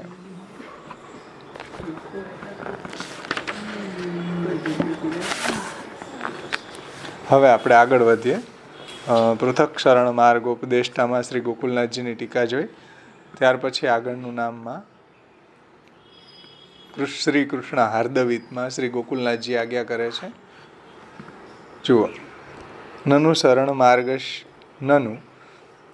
શરણ માર્ગસ્ય પુરુષોત્તમ પર્યવસાયિત્વે અપી ભગવદ ઉપદિષ્ટત્વે અપી ન્યાસાદેશેષુ શ્રી રામાનુજીય વેદાંત દેશે કર્તૃ ન્યાસ વિંશતિ શ્લોક 15 ઇત્યનેન ભક્તિ માર્ગ ભિન્નત્વ નિરૂપણે કો હેતુ ઇતિ આશંકા નિરાશાય આહુ શ્રી કૃષ્ણ હાર્દવીત. હવે જો પ્રથમ એ ઉત્થાનિકામાં શ્રી ગોકુલનાથજી સમજાવે છે, એક શંકા ઉઠાવે છે કે શરણ માર્ગ જે છે એ પુરુષોત્તમ સુધી પહોંચાડે છે, પુરુષોત્તમની પ્રાપ્તિ કરાવનારો છે. શરણ માર્ગસ્ય પુરુષોત્તમ પર્યવસાયિત્વે અપી, એટલે શરણ માર્ગ છે પુરુષોત્તમ પર્યવસાયી છે, પુરુષોત્તમની પ્રાપ્તિ કરાવનારો છે. છતાં પણ ભગવદ ઉપદિષ્ટત્વે અપી ન્યાસાદેશેષુ, છતાં પણ ભગવાને એનો ઉપદેશ કરેલો હોવા છતાંય, એટલે શરણ માર્ગ જે છે એ પુરુષોત્તમ પર્યવસાયી છે. અને જે આપણે જોયું હતું ને, તસ્માન મત શરણમ ગોષ્ઠમ મન્નાથમ મત પરિગ્રહમ ગોપાએ સ્વાત્મયોગેન સો અયમ મે વ્રત આહિત. તો શરણ માર્ગ છે પુરુષોત્તમ સુધી પહોંચાડતો હોવા છતાં પણ ભગવાને એનો ઉપદેશ કરેલો હોવા છતાં ન્યાસાદેશમાં કહ્યો છે વગેરેથી ન્યાસાદેશેષુ ઇત્યનેન ભક્તિમાર્ગ ભિન્નત્વ નિરૂપણે કો હેતુ. એટલે ભક્તિ માર્ગથી શરણ માર્ગ છે જુદો હોવાનું કહેવાનું શું કારણ? કે શરણ માર્ગ જે છે ભક્તિ માર્ગથી ભિન્ન છે. આવો જુદો શરણ માર્ગ કહેવાનું શું પ્રયોજન? તેથી આગળનું નામ કહે છે શ્રી કૃષ્ણ હાર્દવીત. ઇતિ આશંકા નિરાશાય. આવી આશંકા દૂર કરવા માટે આગળનું નામ કહે છે શ્રી કૃષ્ણ હાર્દવીત. શંકા સમજાણી બધાને? કે શરણ માર્ગ પુરુષોત્તમ પર્યવસાયી છે, પુરુષોત્તમ સુધી પહોંચાડતો હોવા છતાંય ભગવાને એનો ઉપદેશ કરેલો છે છતાં પણ જે ન્યાસાદેશ વગેરેથી તે ભક્તિ માર્ગથી જુદો હોવાનું કહેવાનું શું પ્રયોજન? જે શરૂઆતમાં ગોકુલનાથજીએ કહ્યું હતું ને કે આ ન્યાસાદેશમાં જે શરણ માર્ગનું વર્ણન કર્યું છે પુષ્ટિ માર્ગી શરણ માર્ગનું, એને ભક્તિ માર્ગથી જુદો કહ્યો છે એમ. એનું કારણ શું? તો એ હવે સમજાવે છે કે ભાઈ મહાપ્રભુજીને એનું જ્ઞાન છે. કેમ કે શ્રી મહાપ્રભુજી શ્રી કૃષ્ણના હૃદયને જાણે છે. શ્રી કૃષ્ણ હાર્દવીત છે. શ્રી કૃષ્ણ હાર્દવીત ઇતિ કૃષ્ણસ્ય. શ્રી ગુસાઈજીએ શ્રી કૃષ્ણ હાર્દવીત કહ્યો ને, તો શ્રી કૃષ્ણ એટલે ફલાત્મકસ્ય. શ્રી કૃષ્ણ એટલે ફલાત્મક. સમજો, એ બીજું કોઈ નામ નહીં લેતા, શ્રી કૃષ્ણ. તો શ્રી કૃષ્ણ ફલાત્મકસ્ય. સિદ્ધાંત મુક્તાવલીમાં પણ આ વાત ગુસાઈજીએ સમજાવી છે કે કૃષ્ણ સેવા સદા કાર્ય. ત્યાં પણ કૃષ્ણ સેવા કેમ કહ્યું? કેમ કે કૃષ્ણ નામ ફલાત્મક છે. તો અહીંયા પણ જુઓ શ્રી કૃષ્ણ હાર્દવીત.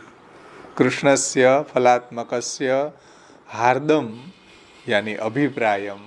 હાર્દ યાને કે અભિપ્રાય. વેત્તિ ઇતિ કૃષ્ણ હાર્દવીત. વેત્તિ યાની જાણે છે. કૃષ્ણના હાર્દને જાણવા વાળા શ્રી મહાપ્રભુજી છે. એટલે જે ફલરૂપ છે, જે ફલરૂપ કૃષ્ણ છે, કૃષ્ણર્ભુવાચક શબ્દ ણશ્ચ નિવૃત્તિ વાચક તયોરેક્યમ પરબ્રહ્મ કૃષ્ણ ઇત્યભિધીયતે.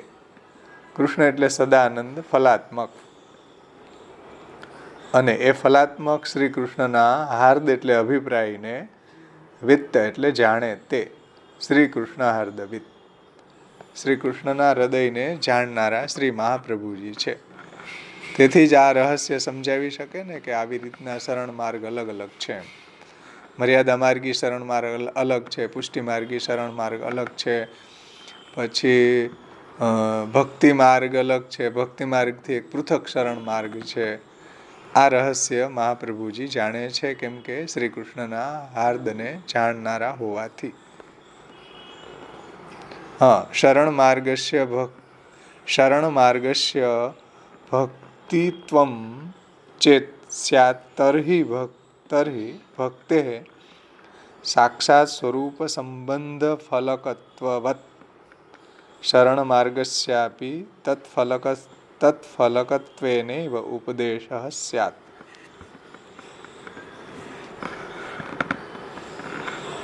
એટલે શરણ માર્ગસ્ય ભક્તિત્વમ. જો શરણ માર્ગ જ ભક્તિ માર્ગ હોત, સમજો ધ્યાનથી, જો શરણ માર્ગ જે છે એ જ ભક્તિ માર્ગ હોત, તો પછી જે ભક્તિનું ફલ છે શું? સાક્ષાત સ્વરૂપ સંબંધ ફલકત્વ. તો ભક્તિ માર્ગમાં જે સાક્ષાત સ્વરૂપાનંદનો અનુભવ, એ જે ફલ બતાવ્યું છે,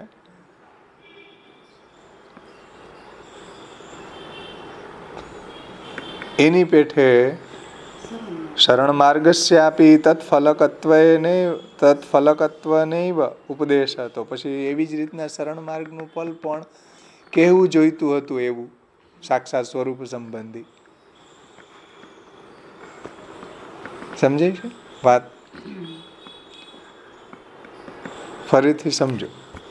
શ્રી ગોકુલનાથજી શું કહે છે કે જો શરણ માર્ગ જે છે એ પોતે જો ભક્તિ માર્ગ હોત, એટલે શરણ માર્ગ છે એ જ ભક્તિ માર્ગ હોત, તો પછી ભક્તિનું ફલ જે સાક્ષાત સ્વરૂપાનંદનો અનુભવ બતાવ્યું છે ઉપર, તેની પેઠે શરણ માર્ગનું ફલ પણ એવું સાક્ષાત સ્વરૂપાનંદનો અનુભવ હોવાનો જ ઉપદેશ કરેલો હોત ને શ્રી મહાપ્રભુજીએ. પરંતુ ન તું પાપ નિવૃત્તિ ફલકત્વેન પ્રાયશ્ચિતાદિવત, પરંતુ પ્રાયશ્ચિત વગેરેની પેઠે પાપ દૂર કરવું એનું ફલ કહ્યું ન હોત. જો એક હોત તો એને સ્વરૂપાનુભવની જ વાત કરી હોય ને, પણ ભગવાને શું કહ્યું હતું કે હું તને બધા પાપમાંથી છોડાવીશ. જેમ પ્રાયશ્ચિતથી પાપ દૂર થાય છે એમ મારે શરણે આવીશ તો હું તને અહમ ત્વા સર્વ પાપેભ્યો મોક્ષયિષ્યામિ મા શું છે, હું તને બધા પાપોમાંથી છોડાવીશ. જો ભક્તિ માર્ગ ને શરણ માર્ગ સેમ હોત, એક જ હોય, તો ભક્તિ માર્ગમાં જેમ સ્વરૂપાનંદાનુભવ ફલ થાય એમ શરણ માર્ગમાં એવું વર્ણન કરેલું હોવું જોઈતું હતું ને. એમ કેમ કીધું કે અહમ ત્વા સર્વ પાપેભ્યો મોક્ષયિષ્યામિ મા શું છે? ત્યાં તો પાપ દૂર કરવાની વાત કરી, મારા શરણે આવીશ તો હું તારા બધા પાપ દૂર કરીશ.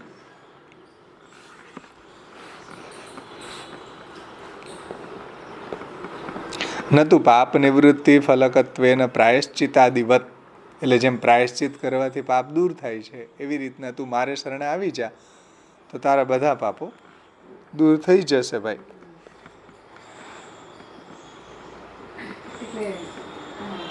ભક્તિ માર્ગમાં સાક્ષાત સ્વરૂપ સંબંધી ફળ કહ્યું, એવું શરણાગતિનું ફળ કહ્યું જોઈતું હતું એવું એમ કહેવામાં. એટલે ભક્તિ માર્ગનું ફલ અને શરણ માર્ગનું ફલ જુદા જુદા છે એમ. જો ભક્તિ માર્ગનું ફલ અને શરણ માર્ગનું ફલ જો એક જ હોત તો એવું કહેતા હોત ને ભગવાન કે મામેકમ શરણમ રજ અહમ ત્વા સ્વરૂપાનંદા અનુભવ કરીશે. એવું કહેત ને કે અમારા શરણ આવી જાય, હું તને સ્વરૂપાનંદનો અનુભવ કરાવીશ. એવું નથી કીધું, હું તને બધા પાપોમાંથી મુક્ત કરીશ. તેથી અહીંયા એક વાત એ સિદ્ધ થઈ કે ભાઈ ભક્તિ માર્ગનું ફલ અલગ છે અને શરણ માર્ગનું ફલ અલગ છે. તેથી જુઓ શ્રી ગોકુલનાથજી શું આગળ સમજાવે છે, જુઓ કે તેથી કિંચ ભગવાન હિ યથાધિકારમ સાધનમ ઉપદિશતિ અર્જુનસ્ય મર્યાદા પુષ્ટો અંગીકૃતત્વાદ. એટલે ભગવાન પણ જુઓ જેનો જેવો અધિકાર હોય ને એ પ્રમાણે જ સાધનનો ઉપદેશ કરે છે. સમજાય ને? અને ભગવાન છે એ સર્વને એમના અધિકાર પ્રમાણે સાધનનો ઉપદેશ કરે છે.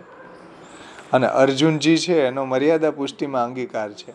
જો આવ્યો શબ્દ મર્યાદા પુષ્ટો આવ્યો ને, ઉપર કેવલ મર્યાદા શબ્દ હતો એટલે ને પુષ્ટિ સમજી લેવાનો. એટલે અર્જુનજી છે એનો મર્યાદા પુષ્ટિમાં અંગીકાર કરેલો હોવાથી તેનામાં મર્યાદાનો અંશ છે અને પુષ્ટિનો અંશ છે, બે અંશ છે. યથાધિકારમ સાધનમ ઉપદિશતિ અર્જુનસ્ય મર્યાદા પુષ્ટો અંગીકૃતત્વાદ ઉભય અંશત્વમ. ઉભય અંશત્વ છે એટલે મર્યાદાનો અંશ છે અર્જુનજીમાં અને પુષ્ટિનો પણ અંશ છે. જે આપણે પુષ્ટિ પ્રવાહ મર્યાદા ભેદમાં મિશ્ર પુષ્ટિ જીવોમાં જે પુષ્ટિ મર્યાદા છે ને એની વાત છે. તો એમાં બંને અંશો છે, મર્યાદાનો પણ અંશ છે અને પુષ્ટિનો પણ અંશ છે.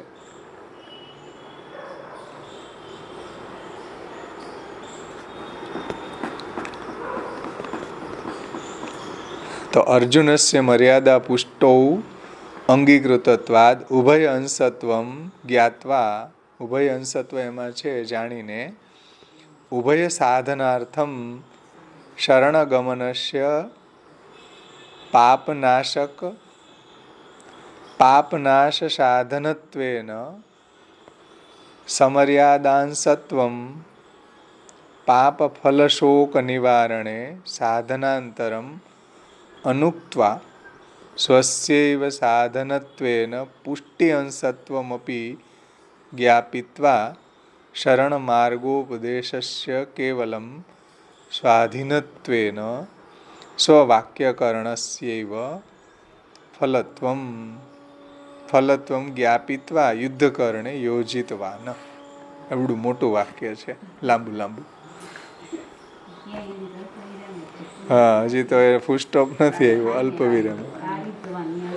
હા, તો સમજો ધ્યાનથી કે ભગવાન જે છે એ પોતપોતાના સર્વને એના અધિકાર પ્રમાણે સાધનનો ઉપદેશ કરે છે, અને અર્જુનજી જે છે એનો મર્યાદા પુષ્ટિમાં અંગીકાર કરેલો છે ભગવાને.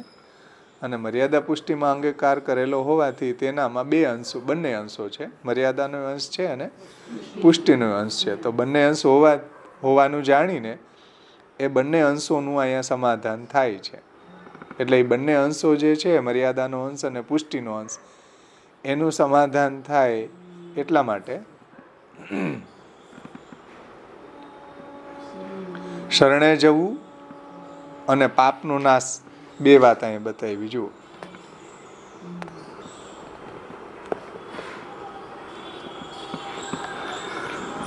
ઉભય સાધનાર્થમ શરણગમનસ્ય અને પાપનાશ સાધનત્વેન.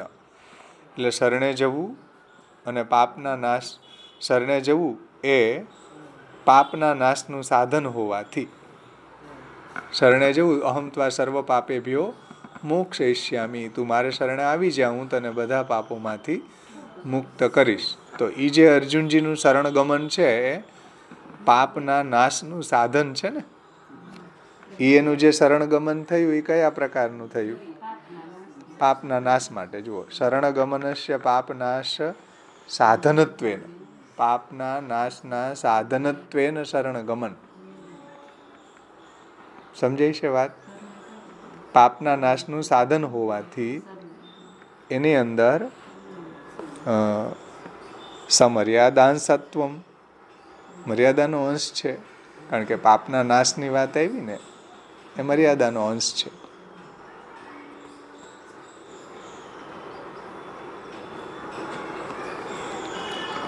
તો મર્યાદા માર્ગની અંદર આ રીતના શરણે જવું એ પાપના નાશનું સાધન હોવાથી એ મર્યાદાના અંશવાળું છે.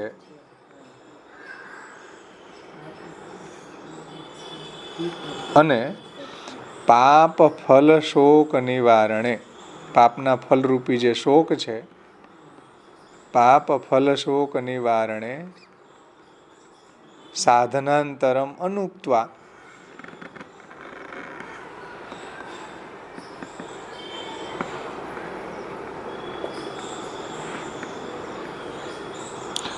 અને પાપના ફલરૂપ જે શોક છે એ શોક દૂર કરવા બીજું સાધન અહીંયા કોઈ બતાવ્યું નથી અર્જુનજીને. સમજો, પાપ ફલ શોકાદિ નિવારણે સાધનાંતરમ અનુક્ત્વા, એટલે બીજું કોઈ સાધન ભગવાને બતાવ્યું નહીં પાપના નાશ કરવા માટે. અને સ્વસ્યૈવ સાધનત્વેન પુષ્ટિઅંશત્વમપી, એટલે શોક દૂર કરવા માટે, જે પાપના ફલરૂપી જે શોક છે એ દૂર કરવા માટે બીજું કોઈ સાધન ન કહેતા, ભગવાન પોતે જ એમાં સાધન થતા હોવાથી તે પુષ્ટિનો અંશ છે. પુષ્ટિ અંશત્વમપી જ્ઞાપયિત્વા, એ પુષ્ટિનો અંશ છે ને. પાપનો નાશ કરવા માટે બીજું કોઈ સાધન બતાવે કે ભાઈ અશ્વમેઘ યજ્ઞ કર, કે આ યજ્ઞ કર, ને આ કૃચ્છાયન વ્રત કર, ને આ ચાંદ્રાયણ વ્રત કર, ને એવું નહીં કહેતા. ભગવાને એને મારા શરણે આવી જા, મારા એકના શરણે આવ, એવો જે ઉપદેશ ભગવાને કર્યો એ પુષ્ટિનો અંશ છે. અને પાપ નાશની જે વાત આવી તો એ મર્યાદા અંશ છે. બંને અંશોને કઈ રીતના સમજવા અર્જુનજીમાં? પુષ્ટિનો અંશ અને મર્યાદાનો અંશ. તો તું અહમ ત્વા સર્વ પાપેભ્યો મોક્ષયિષ્યામિ, એ શું છે? મર્યાદાનો અંશ. અને મામેકમ શરણમ વ્રજે છે એ પુષ્ટિનો અંશ છે. બીજું કોઈ એને પ્રાયશ્ચિત કે બીજું કોઈ સાધન ભગવાને એને બતાવ્યું નહીં એમ. તો આમાં બે અંશ કઈ રીતના છે? અર્જુનજીને જે ઉપદેશ આપ્યો આ શરણાગતિનો સર્વધર્માન પરિત્યજ્યમાં, તો એમાં બંને વાત ભગવાને કરી. પુષ્ટિની વાતે કરી અને મર્યાદાની વાત કરી કે ભાઈ મારા શરણે આવી જાય ને બધા પાપમાંથી તને મુક્ત કરાવી, તો એ મર્યાદાની વાત થઈ ને એમ. અને ત્યાં બીજું કોઈ સાધન નહીં બતાવતા ભગવાને પોતાની શરણાગતિ જ બતાવી છે, તો એ પુષ્ટિનો અંશ છે. સમજાણું કે ભગવાન છે જેનો જેવો અધિકાર એ પ્રમાણે એને ઉપદેશ કરે છે એમ. તાત્પર્ય એ છે કે ભાઈ અર્જુનજી જે છે એનો મર્યાદા પુષ્ટિમાં અંગીકાર કરેલો હોવાથી એનામાં બંને અંશો છે, મર્યાદાનો અંશ છે અને પુષ્ટિનો અંશ છે. તો બંને અંશોનું સમાધાન કેવી રીતના કરવું, એ બંને અંશોનું સમાધાન થાય એટલા માટે શરણ જવું એ પાપના નાશનું સાધન હોવાથી તો મર્યાદાના અંશવાળું છે, કારણ કે પાપના નાશની વાત ત્યાં બતાવી છે. અને પાપનું ફલરૂપ જે શોક છે એ શોક દૂર કરવા બીજું કોઈ સાધન ભગવાને એને કહ્યું નહીં, અને પોતે જ એમાં સાધન થતા હોવાથી પુષ્ટિનો અંશ છે. પોતે જ એમાં સાધન બન્યા ને ભગવાન સાધન બનતા હોય તો એ પુષ્ટિ છે. અને આ પાપનો નાશ કરવો એ તો મર્યાદાની વાત છે. તો અર્જુનસ્ય મર્યાદા પુષ્ટો અંગીકૃતત્વાદ ઉભયંશત્વમ એ આપણે જોયા. તો મર્યાદાંશત્વ પાપ ફલ શોકાદે પાપ ફલ શોક નિવારણે સાધનાંતરમ અનુક્ત્વા, એટલે બીજું કોઈ સાધનનો ઉપદેશ ના આપ્યો કે અશ્વમેઘ યજ્ઞ કરો કે આ કરો કે એવા કોઈ સાધનનો ઉપદેશ નહીં આપતા. સ્વસ્યૈવ પોતે જ ભગવાન પોતે જ એના સાધનત્વેન ભગવાન પોતે જ એમાં સાધન બન્યા.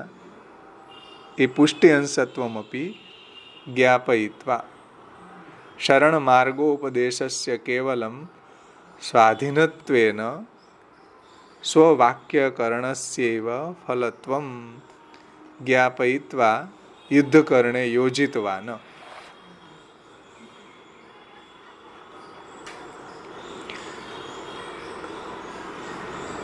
એટલે અર્જુનજીને ભગવાને એના પાપને દૂર કરવા માટે ભગવાને બીજું કોઈ સાધન ન કહેતા, પોતે જ એમાં સાધન થતા હોવાથી એ પુષ્ટિના અંશવાળું પણ છે એ વાતને જણાવીને શરણ માર્ગના ઉપદેશનું ફલ અહીંયા શું બતાવ્યું છે કે માત્ર સ્વાધીનત્વેન, કેવલમ સ્વાધીનત્વેન, કેવલ પોતાને અધીન બનવું એ બતાવ્યું છે.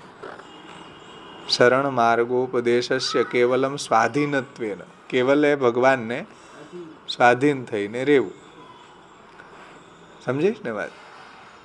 સ્વરૂપાનંદ અનુભવ વગેરેની વાત અહીંયા નથી કરી. આ પુષ્ટિનું શરણ નથી, આ પુષ્ટિ મર્યાદાનું શરણ હોવાથી અહીંયા ભગવાનને સ્વાધીન થઈને રહેવું. જેમ કૃષ્ણાધીના તું મર્યાદા, સ્વાધીના તું પુષ્ટિરૂચ છે. કૃષ્ણને અધીન જીવ રહે એટલે મર્યાદા છે, અને કૃષ્ણ ભક્તને અધીન થઈ જાય એ પુષ્ટિ છે. તેથી કેવલમ સ્વાધીનત્વેન સ્વવાક્યકરણસ્યૈવ, અને ભગવાને પોતાનું જે વાક્ય છે, સમજો યુદ્ધ કરવાની આજ્ઞા જે છે, અને કરીશ્ય વચનમ તવ એમ જે કહ્યું ને કે પોતાના વચન પ્રમાણે કરવું, એ જેનું અધીનત્વ છે. આધીનત્વ કેને કહેવાય? કરીશ્ય વચનમ તવ. સમજાણું ને? તો એ ભગવાનને અધીન છે કે હવે પ્રભુ તમે જેમ આજ્ઞા કરશો એમ હું કરીશ. તો સ્વાધીનત્વેન સ્વવાક્યકરણસ્યૈવ ફલત્વમ જ્ઞાપયિત્વા યુદ્ધકરણે યોજિતવાન. તો ભગવાનના વચન પ્રમાણે અર્જુનજીને કરવાનું કહ્યું કે કરીશ્ય વચન. ભગવાન અર્જુનજીએ પણ કહ્યું ભગવાનને અધીન થઈને કે કરીશ્ય વચનમ તવ. એટલે ભગવાનના વચન પ્રમાણે કરવું એ જ એનું અધીનત્વ છે ભગવાનને. અને ભગવાને અર્જુનજીને યુદ્ધ કરવા પછી કામે લગાડ્યા. કરીશ્ય વચનમ કીધું, હવે તમે કહેશો એમ કરીશ. ભગવાન કે હવે યુદ્ધ કર. સમજાણું ને? તો યુદ્ધ કરવાના કામમાં લગાડ્યા, યોજિત કર્યા. ન તો સાક્ષાત સંબંધમ કારયિત, કારિતવાન, કોઈ સ્વરૂપાનંદનો અનુભવ કે કોઈ સાક્ષાત સંબંધ, સાક્ષાત સ્વરૂપનો સંબંધ કરાવ્યો નથી, પરંતુ શું કરાવ્યું? કરીશે વચનમ તવ. જો ભગવદ અધીનત્વ બતાવ્યું ને અર્જુનજીનું, કે અર્જુનજી ભગવાનને અધીન છે અને ભગવાનની આજ્ઞા પ્રમાણે યુદ્ધમાં એ યોજિત થયા, પરંતુ સાક્ષાત સ્વરૂપ સંબંધ જે વ્રજભક્તોને થયો એવો સાક્ષાત સ્વરૂપનો સંબંધ કરાવ્યો નહીં. અને એટલા માટે જ અર્જુનજીએ કહ્યું કે અતએવ અર્જુને ન ઉક્તમ કરીશે વચનમ તવ. એનું અધીનત્વ બતાવે ને કે ભગવાનને અધીન છે અર્જુનજી. જો અતએવ તેથી જ અર્જુને ન ઉક્તમ, અર્જુનજીએ કહ્યું કે કરીશે વચનમ તવ. 18મા અધ્યાયના 73મા શ્લોકમાં ઇતિ એતાવદ ભગવદ અભિપ્રાય જ્ઞાનમ આચાર્યાણામેવ ન અન્યસ્ય. આ રીતના આટલા ભગવાનના અભિપ્રાયનું જ્ઞાન શ્રી આચાર્ય ચરણોને જ છે, બીજાને નહીં. આ રહસ્ય કોને સમજાણું કે આવું જ્ઞાન કોને છે? તો કે શ્રી મહાપ્રભુજીને જ છે. એતાવદ ભગવદ અભિપ્રાય જ્ઞાનમ આચાર્યાણામેવ ન અન્યસ્ય સંભવતી ઇતિ જ્ઞાપનાય ઉક્તમ શ્રી કૃષ્ણ હાર્દવિત. તો આટલો જે ભગવાનનો આ સૂક્ષ્મ અભિપ્રાયનું જ્ઞાન શ્રીમદ આચાર્ય ચરણોને જ છે, શ્રી મહાપ્રભુજીને જ છે, બીજાને કોઈને આવું જ્ઞાન સંભવતું નથી. એવું જણાવવા માટે શ્રી કૃષ્ણ હાર્દવિત, શ્રી કૃષ્ણના હૃદયને જાણનારા શ્રી મહાપ્રભુજી છે. તો સમજાણું ને, એક પુષ્ટિનું શરણ છે, એક મર્યાદાનું શરણ છે.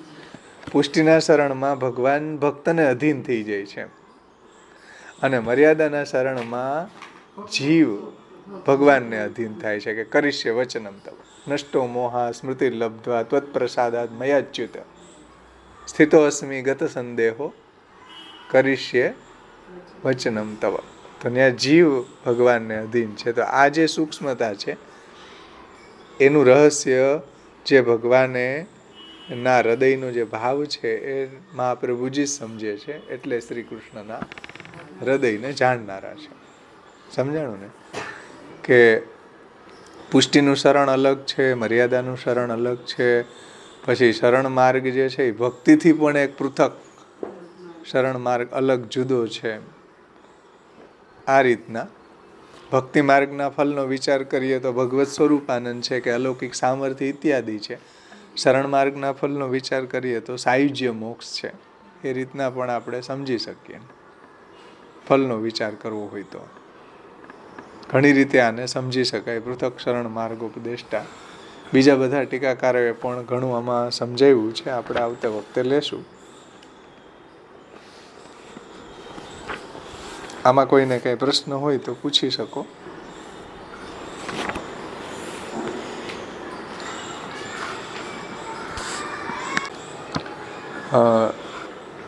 જે સચિત્ર વ્યાખ્યા છે શ્રી સર્વોત્તમ સ્તોત્ર સચિત્ર, એમાં પૃથક શરણ માર્ગોપદેષ્ટામાં એણે સુંદર ચિત્ર સંગતિ અહીંયા સમજાવી છે કે આગ્રામાં શ્રી આચાર્યજી પોતાના મુકામ ઉપર બિરાજે છે અને ત્યાં કૃષ્ણદાસ મેઘન વિષ્ણુદાસ છીપા પાસે છીંટના તાકાઓ મુકાવે છે અને આચાર્યજી વિષ્ણુદાસને યમુનાજીના તટ ઉપર પધારીને શરણે લે છે. આખો પ્રસંગ વિસ્તારથી છે. છીંટનો તાકો વેચવા માટે આવે છે. મહાપ્રભુજીને બહુ ગમે છે તો એને કહ્યું 4 ગણા ભાવ કીધા. તો મહાપ્રભુજી કે કઈ વાંધો નહીં, લઈ લ્યો. તો એ લેવા ગયા તો પાછું વિષ્ણુદાસ છીપાએ ના પાડી દીધી કે ના, હવે તમને ન દેવાય. કાંઈ કે તમે એમનેમ લઈ જાઓ. કે એમનેમ અમે લઈને કોઈનું લેતા નથી. કૃષ્ણદાસ મેઘન કે એ મહાપ્રભુજી જેને એના સેવક હોય એનું જે એ અંગીકાર કરે છે, એના જ પદાર્થને ચરણ ભેટ તરીકે લે છે. તો એણે કહ્યું કે શ્રી મહાપ્રભુજી ક્યાં બિરાજે છે. પછી મહાપ્રભુજીને શરણે આવે છે અને શરણ દીક્ષાથી એને આ રહસ્ય સમજમાં આવી જાય છે પૃથક શરણ માર્ગ ઉપદેષ્ટા. કેટલાય વિદ્વાન બની જાય કે વિષ્ણુદાસ છીપા છે જ્યારે દ્વારપાળ હતા ગુસાઈજીના, તો મોટા મોટા વિદ્વાનોને પણ એ પરાસ્ત કરી દેતા. એટલી વિદ્વત્તા એનામાં આવી જાય છે. આમાં પણ 2 શરણ માર્ગ સમજાવ્યા છે. જુઓ, એક તો આ તસ્માન મચ્છરણમ ગોષ્ઠમ એ પુષ્ટિ માર્ગી શરણ માર્ગ છે, અને સર્વધર્માન પરિત્યજ્યમ જે છે ભગવદ્ ગીતામાં એ મર્યાદા પુષ્ટિની વાત છે. સમજાણ? આમાં ટીકા એ રીતના આપી છે સચિત્રમાં કે ભક્તિ માર્ગના શરણ માર્ગનો અને પુષ્ટિ માર્ગના જુદા પ્રકારના વિશિષ્ટ શરણ માર્ગનો ભેદ સમજાવતો આપ શ્રી ઉપદેશ કરો છો.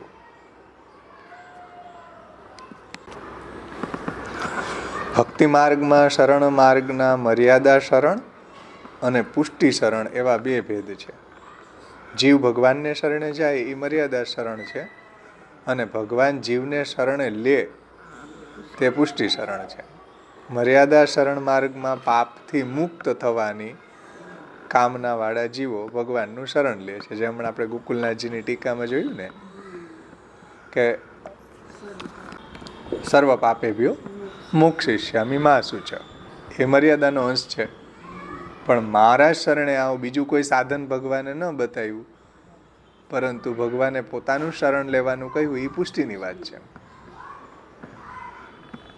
આ શ્લોકમાં પ્રથમ પંક્તિમાં સર્વધર્મનો પરિત્યાગ કરીને એકમાત્ર ભગવાનના શરણે જવાનો જે ઉલ્લેખ મળે છે એ પુષ્ટિની વાત છે. અને બીજી પંક્તિમાં જે શ્રી આચાર્યજી બીજી પંક્તિમાં જે એણે કહ્યું ને કે સર્વ પાપેભ્યો મોક્ષયિષ્યામિ મા શુચ, એ મર્યાદાની વાત છે.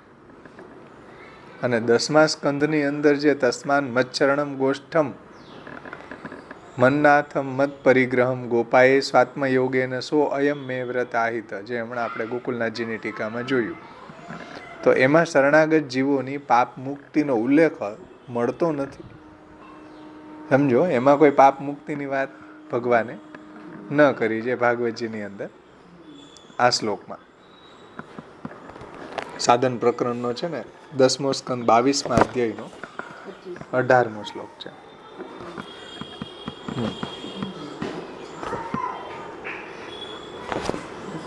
તો એમાં પાપ મુક્તિનો ઉલ્લેખ નથી, પરંતુ જીવોની સર્વ પ્રકારે રક્ષાનો ભાર ભગવાન ઉપાડે છે એવી પ્રતિજ્ઞા છે. જુઓ, ભગવાનની કે બધું એનો યોગ અને ક્ષેમ વહાવવાની, બધો એનો ભાર ઉપાડવાની પ્રતિજ્ઞા ભગવાન કરે છે. એ પૃથક શરણ માર્ગના લક્ષણનો આપશ્રી ઉપદેશ કરે છે. એટલે મર્યાદા શરણ અને પુષ્ટિ શરણનો આવો સૂક્ષ્મ ભેદ શ્રી મહાપ્રભુજી જ જાણે છે, બીજા કોઈ જાણતા નથી. પછી આગ્રાનો આ જે વિષ્ણુદાસ છીપાનો અહીંયા દ્રષ્ટાંત આપ્યું છે, અને શ્રી કૃષ્ણ હાર્દવિત જે નામ છે એની અંદર રાધાકુંડની અંદર રત્નજડિત મહેલમાં શ્રી સ્વામિનીજી સહિત પ્રભુ ત્યાં બિરાજે છે, અને શ્રી આચાર્યજી દામોદરદાસજીને સર્વ વૃત્તાંત સંભળાવે છે. આ બધી લીલાનું રહસ્ય, લીલાનો વૃત્તાંત એને સંભળાવે છે. અને બીજું બહુ સુંદર વાત અહીંયા ટીકાકારે સમજાવી છે કે શ્રી કૃષ્ણના વાક્યો જે છે, ગીતાજી હોય કે ભાગવતો હોય, એટલે વેદાહા શ્રી કૃષ્ણ વાક્યાની વ્યાસસૂત્રાણી ચૈવહી સમાધિ ભાષા વ્યાસસ્ય પ્રમાણમ તચ્ચતુષ્ટયમ ઉત્તરમ પૂર્વ સંદેહ વારકમ પરિકીર્તિતમ. તો આ બધા વાક્યોનો ભાવ, એનો ઉદ્દેશ આપશ્રી સમજીને બીજાને તેવા જ રૂપમાં સમજાવે છે. જુઓ, કૃષ્ણ હાર્દવિત છે ને, એટલે બધા ગ્રંથોનું રહસ્યને મહાપ્રભુજી જાણે છે. નૈહન્યો વાગધી સાચ શ્રુતિગણ વચસામ ભાવ માગ્યા તુમિષ્ટે યસ્માત સાધ્વી સ્વભાવમ પ્રકટયતી વધુર અગ્રતઃ પત્યુરેવ. સમજો, આ કૃષ્ણ હાર્દવિત.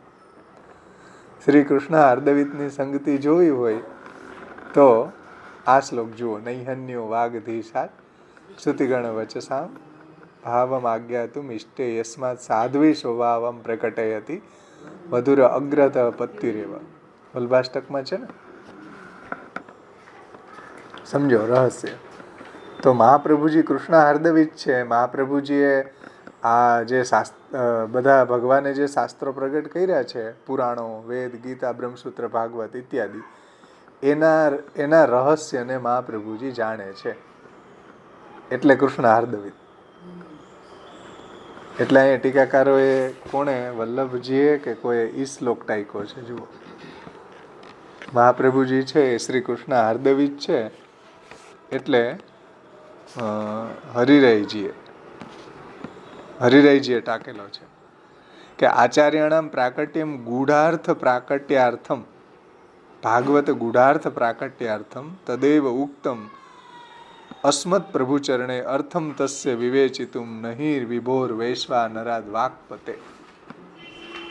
આ જે શ્લોક છે ને, અર્થમ તસ્ય વિવેચિતુમ નહિ વિભોર વૈશ્વા નરાદ વાક્પતે.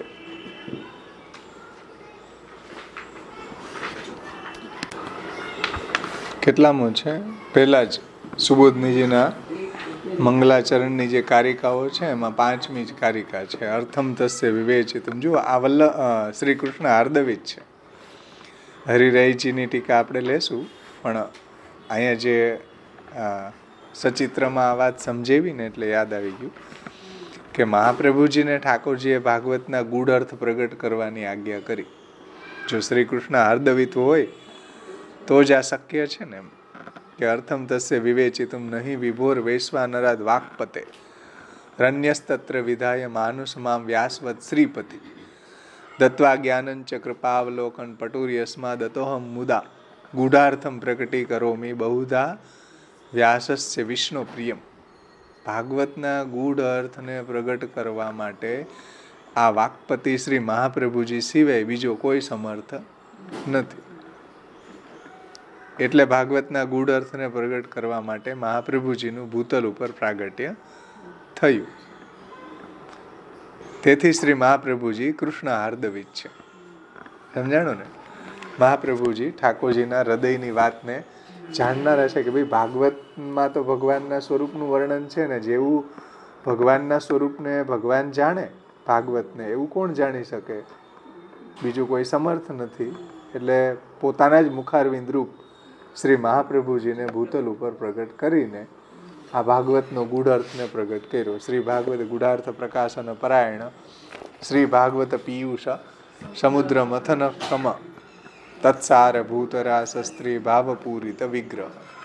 તો શ્રી મહાપ્રભુજી આ રીતે શ્રી કૃષ્ણના હૃદયની વાતને જાણનારા છે, એટલે તો આવો શુદ્ધ પુષ્ટિ માર્ગ પ્રગટ કર્યો. ઠાકોરજીના હૃદયને જો ન જાણતા હોય તો આવો માર્ગ પ્રગટ કરવાનું સામર્થ્ય કોનામાં આવે? મધુપિત સેવાક્ય વર્તમાદ ભૂતમ શ્રીમદ ગોકુલનાથ સંગમ સુધા સંપ્રાપકમ તત્ક્ષણાત દુષ્પ્રાપમ પ્રગટી ચકાર કરુણા રાગાતિ સંમોહન. સહશ્રી વલ્લભ ભાનુ ઉલ્લસતી યહ શ્રી વલ્લભીશાંતર. તો મહાપ્રભુજીએ જે આ ભક્તિ માર્ગ પ્રગટ કર્યો છે એ કૃષ્ણનું હાર્દવિત છે, એ પણ એનાથી પણ એ સિદ્ધ થાય છે. એવું હરિરાયજી આ નામથી કહે છે. ભાગવતના ગૂઢ અર્થ ને મહાપ્રભુજી જાણે છે. એ આપણે હવે આવતે વખતે લેશું બધી ટીકાઓ, જેમ જેમ મહાપ્રભુજી ગુસાઈજીની કૃપાથી સમજાવશે એમ. અહીં સુધી આપણે રાખીએ.